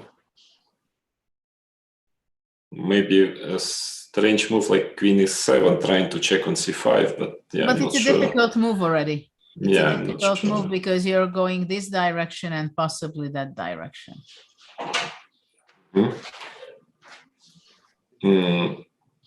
Well, queen e7, even h3 is also possible, And in bishop h5? c5 you can always take. And I guess she will go back with a knight, Can she go knight e5? I also had this idea, but I think that's overdue. I have my doubts, because I can take in g3 and shouldn't be. Knight f6. So eventually she's going to be ending up with her knight to d7, but with a detour. Knight d4, bishop d7. Now this bishop on b6 is a little bit out of play. Out of business. Because black wants to get e5 at some point and might potentially have an attack on the king. And the two bishop can be extremely powerful on those diagonals. White has 36 seconds left. Well, rook d1 looks like a healthy move to make. And it's done. And probably rook e8. e8. So it's all about black trying to push e5. Everything is around e5 now.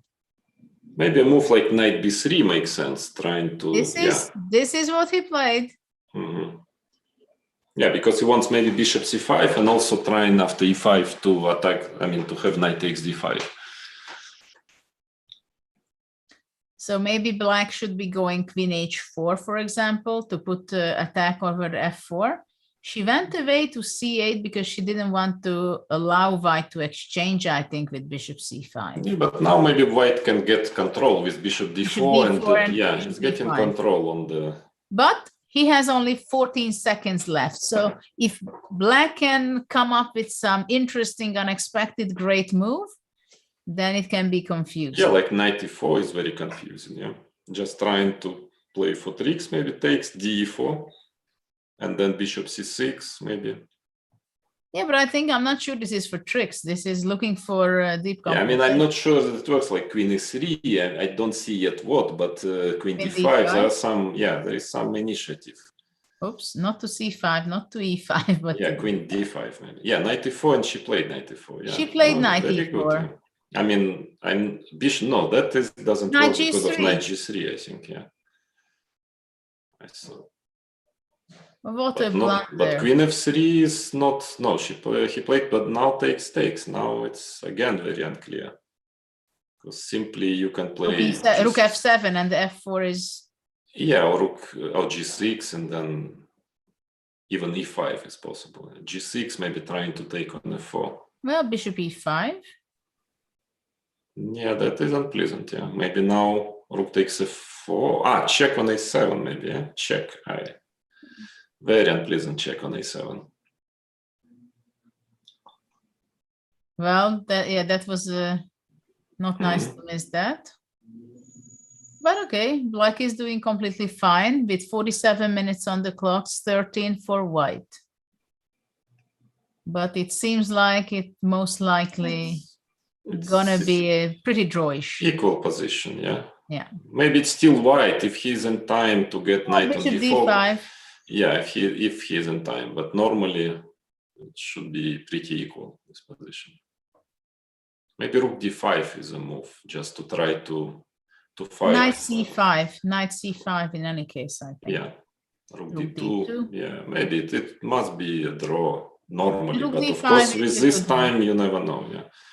I had the feeling that she wants to go b6, yeah, but knight I don't d4 like is it. very unpleasant. I mean, rook f6 now. Well, it's still not over, but c3, bishop d5. Yeah, but already white has some pressure. I mean, bishop b7, it must be still a draw. But well, she lost her time advantage. 15 seconds against 16 now. She has to play extremely fast. But Christopher never had such a good position. Yeah, it's definitely, it's already best white. Moments of the Clearly game. white who is fighting for a win. Black is defending the 7th rank, so white is just stabilizing. Probably he wants to read his knight. I don't like all this. Play bishop d5 should be played at some point. You need to put bishop on d5. King bishop d5 finally it's there. Yeah. But maybe b5 will be coming. Yeah, it's very unpleasant position to play with this control. Some knight f5 check, some little traps. Okay, so rook f7 is good. White has 4 seconds, 3, and he's back. h5. King h6. h6. Okay, now it's difficult to comment those decisions because I have really very little time. No, it's a mouse game. Yeah. Now it's a mouse game. Let's see who's going to be the cat. Now it seems like it will head to a draw. Yeah. Normally. Yeah. Again, with this time, you never know, but. Yeah, he went with his bishop, her bishop to b7 into safety.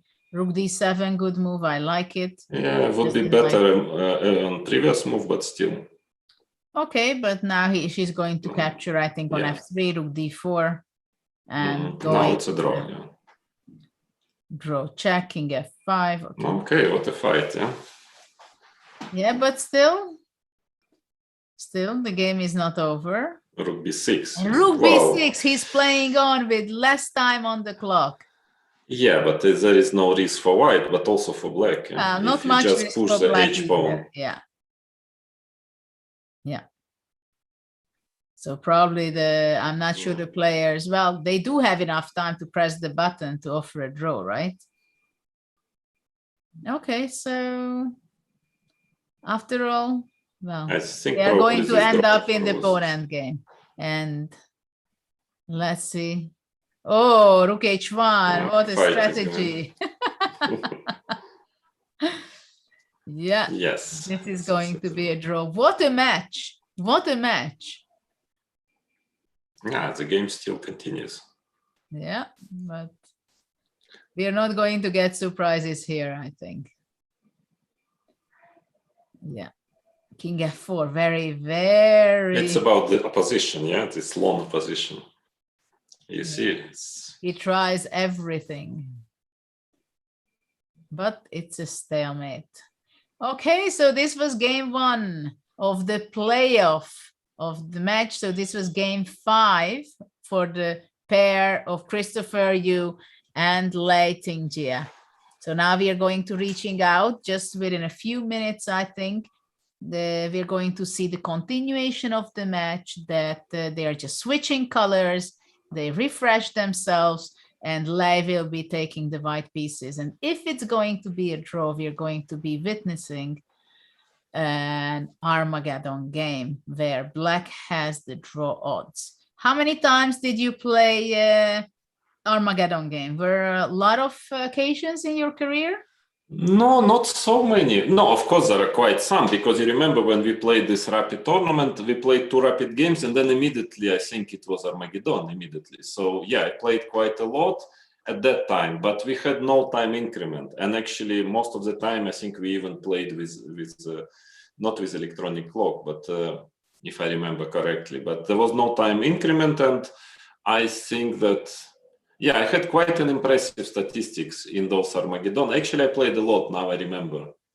I even made the statistics. So the idea was that after 1-1, one of the players would choose the color. I think it was decided by drawing of lots simply. And I played in all those 3 years of those rapid events, I calculated in 17 Armageddons.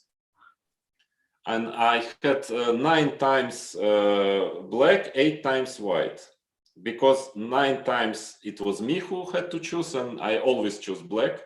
Wow. Yes, and 8 times white. And the result was, okay, I was playing with usually Kasparov or Ivanchuk or Anand. And it was quite impressive. Out of 17 times, I had 15 times black won. Wow.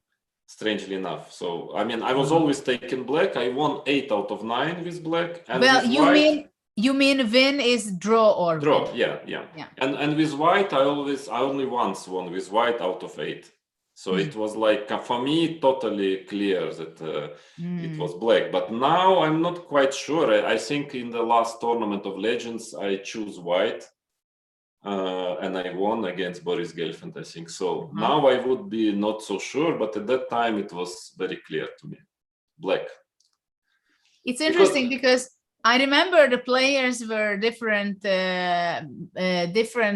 ideas, which is better. And also in some time, I think we had 6 minutes for white and 5 minutes for black. Here we are going to have 5 minutes against 4. If we are going to have, yeah, but it very much depends on the style, on how you play. Because when I was young, at least I played very quickly blitz. You know, I played extremely quick, so I never had time issues. And then for me, of course, I should choose black. I mean, for me, this extra minute was not so important, but extra result, having a draw was important. And I had always quite a solid repertoire with black. So. But for some other players, yeah, it's different, I suppose. Okay. Well, in 2 minutes, we are going to see the start of the 1 second, I come. Second playoff. And actually tomorrow we are going to see the other 2 pairs of the quarterfinals, but we see now already the players. You see the half a point next to their picture. They are the last seconds that they are preparing, thinking, Lei is drinking. And of course, it's very stressful because they know that maybe just in 15 minutes, they are going to know who is going to be going forward to the next stage, to the semifinals. And both of them will have a rest tomorrow, but one will be staying in the game, in the tournament. And of course, what is even more difficult for the second game, because you don't have, if you make some crazy, ridiculous mistake, you don't have time anymore to correct it, yeah, because even the first game still, you know, something can be done. In the second, already not, yeah, so that puts additional pressure, obviously. In other hand, they know that there are a lot of pressure here, but they should just focus on the game, go with the flow, do the best they can. And after that, they have time to think about it, what could be done better. Obviously, it will be the case for the player who is going to be losing. Easier said than done, Judith, yeah? I know. Okay, so D6, spirits. Or modern defense, we can call it. Also, I played this all the time with white, this F4 system. I loved it. Yeah, it's a very dangerous system, very dangerous system. Yeah. Knight 6 possible, yeah. For E5, yeah, that's what they play. I was taking first on E5. Yeah, usually you first take, but maybe it doesn't change much. I don't know. F5. Okay, that's a different. Well, she's not joking. She just wants to go for it, wants to attack and push it. And after GF, I guess the idea is bishop G5 or something. Yeah, I guess. I guess so. Yes. Otherwise, okay. It seems like it's difficult not to take GF, yeah, because this pawn on F5 is C6. Breaking the center, bishop G5, H6. Now provocation. Yeah, it seems to be that Leish is very well, quite well prepared in the openings, I guess, because she plays very quick, and those are not the moves which you play very quick unless you know it. You know what you're doing. Yeah. B6, King H1. Yeah. Can't you take on D4? Yeah, Queen B6 is very, very suspicious. Very suspicious. Yeah. Something is fishy. Yeah, I would consider maybe trying to take on D5 and then playing G5 or some sort of G5. I don't know, but this looks Queen B6 to move this queen out from the king side. You know, when the pawn is on F5, you need to be brave. But you are right, Judith. I think Knight takes D4 is a good move. Well, she played King H1. Yeah, it's also good. Yeah, it looks also quite good. Yeah, actually. It's incredible. Christopher is so brave. In the previous games, in game 2, I think, he was brave enough to take on G2 and in H2. And now he's doing this on the other side. I don't see any clear refutation of it, but of course, it is dangerous. Yeah. No doubt. Even I would maybe consider something like Queen D2, Knight F3, G3, something like that. Yes. Trying to mate on the G line. Because Knight takes D4, I guess he wants to take on C3. And even though White has definitely quite considerable compensation, but still no direct. Yeah, here Black can hold it, I think, because... I mean, White has a very strong compensation anyway, yeah, I guess. But Queen D2, yeah, that's what she played. I like this Queen D2. No, Queen D2 is the most logical, I think, because Knight F3, GF, opening up the G line is really dangerous. GF5? Yeah, I thought so. What else? Wow. Yeah, what else? But now, maybe Bishop F6 and Queen H6, Bishop G7, Queen H5, for instance. I don't know, but it looks... Oof. Yeah, Bishop G7, Queen H5, and what, maybe F6, because Knight F3, GF3. I think this should be made probably. Cooked. Yeah. But after GF, something tells me it's going to be bad. I mean, even maybe taking on F6, taking on D4 and Knight E2 or something. I mean, no, Bishop F6, I think, is a must. I mean, Christopher Yu is a brave guy. He is very brave. He doesn't have this sense of danger. so much. Yeah, but that's exactly how you put it, Judith. If it's we still have to understand if it's that he is brave or that he doesn't have enough sense of danger. That's quite a different way to look at it. Yeah, it's. But yeah, it should be. Also, I'm thinking about knight takes d4, e4, knight a4. Yeah, or take on f6, take on d4, and yeah, knight a4, queen a3, take on f6. No, I just can't believe it that black is not lost here. Yeah, it must be made somehow. I mean, and this is what we have on the board? No, not yet. No, it's not yet. But this bishop g7, queen h5. I don't know if it's not made. Then what is made? Maybe it's not in queen a4. Simply rook f3. But yeah, well, she maybe you took can first on just go this way. Bishop f6, very logical. Eliminate one of the defender. Yeah, well, I guess you have to take on f6. Yeah. So what is she gonna do? Yeah, so rook ab1 also is very tasty. The rook b1 makes a lot of sense, by the way. Queen a3 you have to play. But after that, after queen h6, you don't have to take g takes f3. You can also take with your rook, right? Yeah.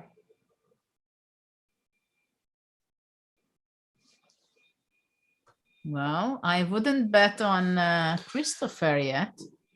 Looks, yeah, he's playing with fire. Well, okay, rook b1, knight f3, gf3, bishop g5 is possible. Why knight f3, rook f3? Yeah, rook f3, I wanted at least to give a queen, maybe. Ah, but we are not even a piece up yet. Ah, sorry, I thought black is a piece up. No, you have one pawn. One pawn. Yeah. So treasure it. Appreciate it. Yeah, she took immediately on h6. Yeah, maybe rook b1 was more precise, but still. Bishop g7, we were here before. Queen h5. Yeah. She has good calculation skills, I think. Yeah,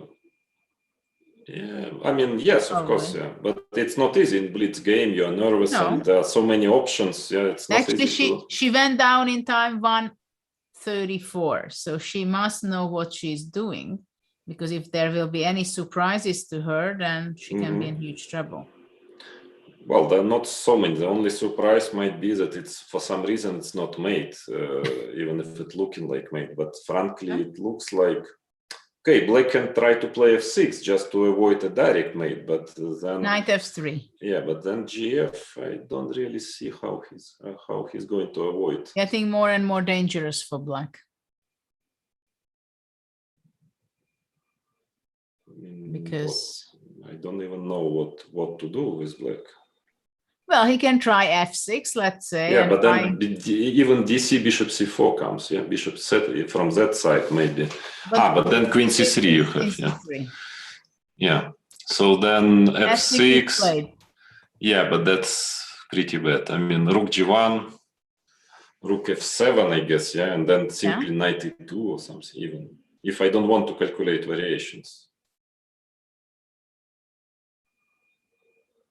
Actually, yeah, knight e2. This is what we have on the board, rook g1, rook f7. She went down under a minute. Yeah, that's a point that she's searching for a direct mate. Like there is rook takes g7 check ideas and so on, yeah? No, I think she's going to go knight e2, and she does. She does. Well, I guess cd5 now somehow. Yeah, cd5, how is it going on? Well, anything is good here for white. But maybe there is no direct win at least. So just take back, right? Yeah, just a bad position. I mean, take or take on f5 and just slowly start to mate. Knight to g3, queen g6, knight h5. I guess it's bad, but even knight g3 and then just getting the knight to h5 somewhere. But at least it's not yet maybe completely over. No, black is still going to be kicking quite hard, I think.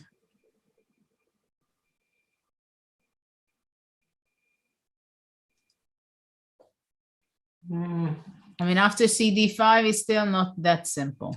Yeah, but I don't see a moves in cd5, frankly, because, yeah, white wants always this dc, bishop c4 ideas, and you cannot really develop bishop d7. I guess rook b1, rook b7 comes. No, I also believe that there is no other way, but f takes e4.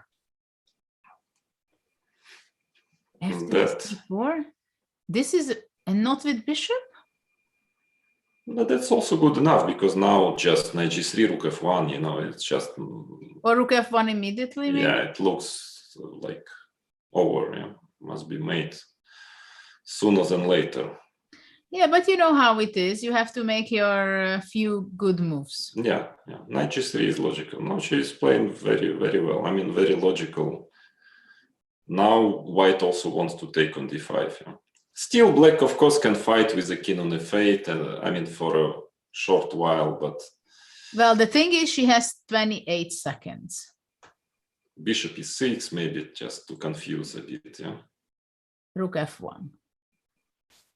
Yeah, but then I try f5. f5. Oh, it's not, no, yeah. Oh, he wants to connect his queen to the defense after. Can get her confused. Yeah. But okay, queen g6 and knight h5 next. That will be quite annoying. And white, all of her pieces are in the attack right now already. That's true. Yeah. Just what she needs is not to let this queen. No, but now it's a huge problem for black because knight f5 is a threat, and if f4, then he takes d5. Mm-hmm. So I like rook f1 very much. Yeah, rook f1 is a good move. I agree. Still, knight f5, you can fight for a few moments now. It's quite difficult, getting really difficult. It will be not easy to fight and hang on. But she has 17 seconds left. Is she possibly going to be winning and it's going to be enough for her or no? The 70 seconds is not much, but I feel that she's very much in the mood of this. Now actually queen g6 was also very strong, followed by knight h5, I guess, yeah. But now check and knight h5. No, but ed is good, yeah. No, he's fighting, yeah, he's fighting somehow. Check on h7 and knight h5. What do you think? Queen, yeah, yes. She has 4 seconds left. Look at that. She has 4 seconds left. Okay, now queen takes d5. Some fight maybe. Yeah, it can be time, which can be a problem for her, yeah. Queen d5, rook f3, or what? Rook g7? With 4 seconds on the clock. Oh. Yeah, it will be a pity for her, yeah, if she played so well. I mean, queen d5, rook g7, but I'm not sure it's mate. King g7, rook g1, check, king f8. Not sure. Yeah, but you have to see that rook g7, bishop c4, right? Yeah, not only, yeah, also bishop c4, but I guess queen e8 and then rook f3 also should win, yeah, or something. Maybe. Well, I don't know. No, queen d5, of course, he is not explaining. Should play quickly queen d5 and just, you know. But what about this? I'm not sure there is mate. Maybe queen g5 check is mating. Queen g5 check, maybe. But anyway, in such situation, he needs to play quick, yeah. Allows her to think, but she has only 4 seconds on the clock. 4 seconds. It's not much, Vladimir. It's not much, yeah. But I mean, that's why he should have played very quickly queen d5, just to, you know, not because now she probably calculated this is the first move you calculate, yeah, queen takes d5.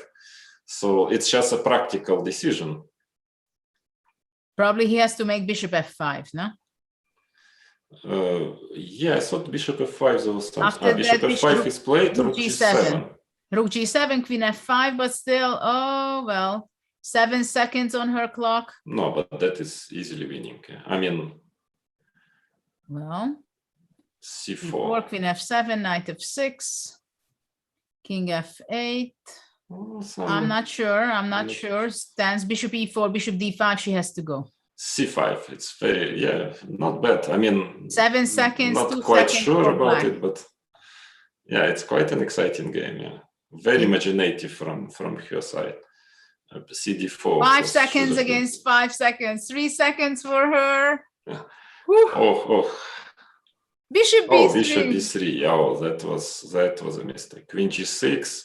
I don't know. Checkmate somehow. Knight h7. Queen e5. Queen e5. Okay, king d7 runs. We run. Knight f6. Yeah. King c6. Here we go. Oh my, bishop a4. Bishop, I don't know. bishop a4, bishop d5, man. En passant. But king Don't play d7, rook king d1. d7, we are fighting. Yeah. We are still fighting. Oh my God, no check. Bishop d5, or bishop No d5 is check. much stronger. Yeah, but queen e4 check is possible. But she has 4 seconds. Ooh, rook c1. What's going on? Rook c1. It is tricky. It's maybe. King b7. Rook Yeah, but c7. we fight. Rook c7 take and king a6. King a6. Queen a7. King b5. Even immediately queen a6. King a6. Ooh. That is I think that's. Oh yes. Now I think she's losing. Yeah, that is sad, of course. Yeah. Well, I'm not sure. Well, It's check still a or fight. Yeah, it's b1. still a fight, but objectively, probably it's lost. Yeah.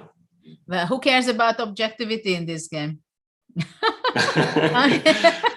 Yeah, because it's still queen a7. Ooh.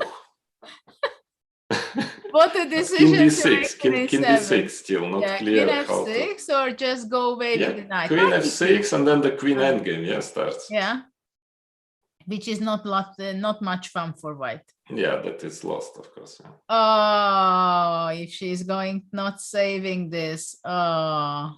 Yeah, that is really sad because it was just.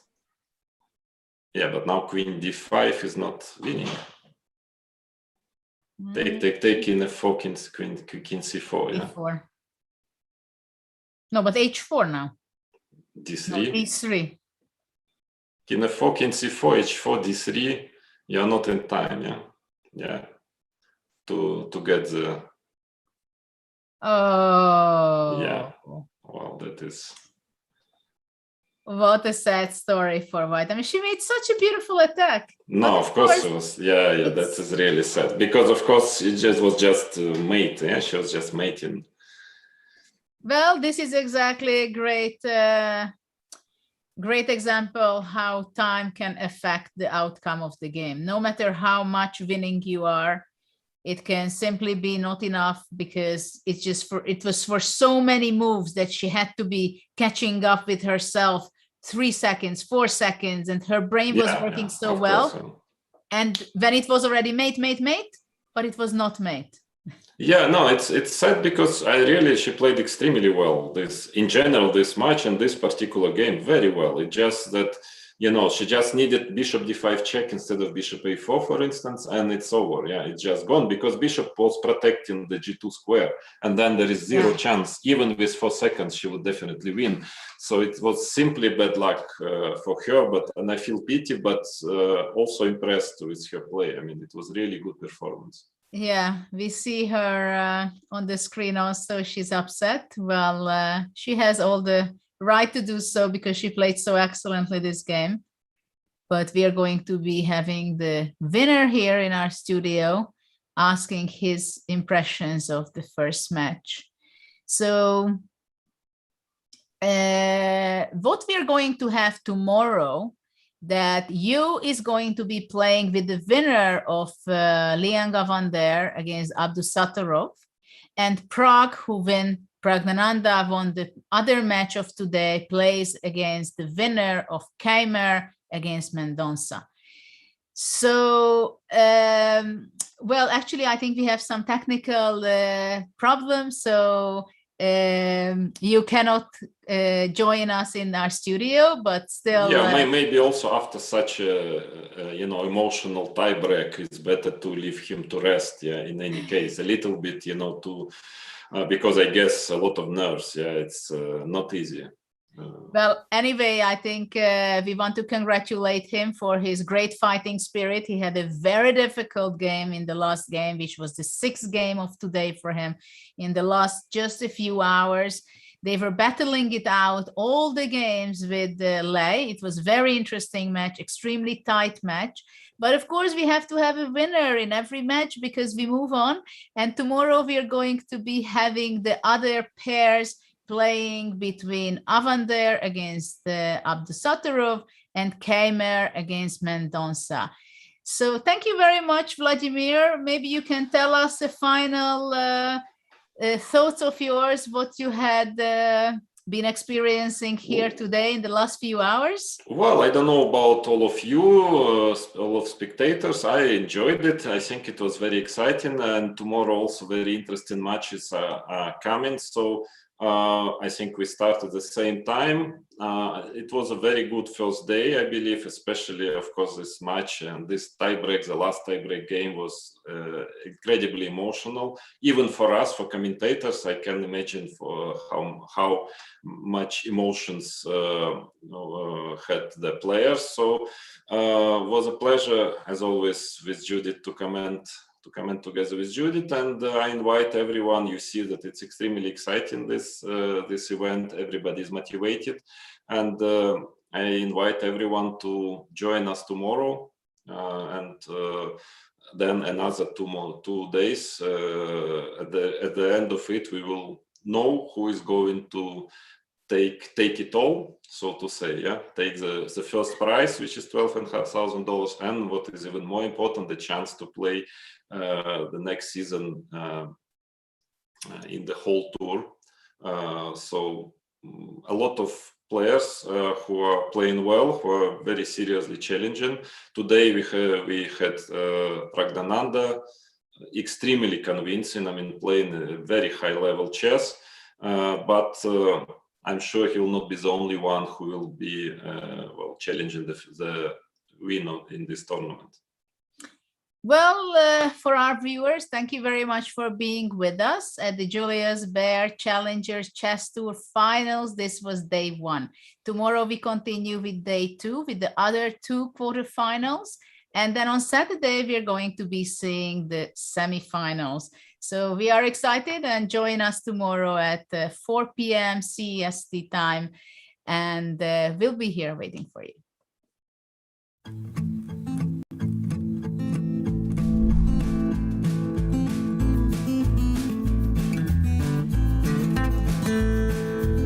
If the rook goes to f7, then there is still Hours on g4. So after king to f6 and king to f2. Tenemos el rey ahí en e8 un poco mal, no podemos enrocar corto. Y también se puede hacer, por ejemplo, alfil g4. Защиту. Но пока что они этого не делают. Играют ферзь d2, рокировка, и теперь играют c4.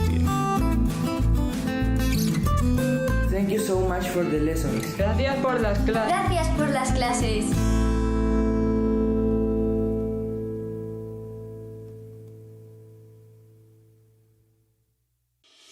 Want to raise your chess to a new level? Challenge Yourself is an exclusive, innovative experience designed for Chess24 Premium members.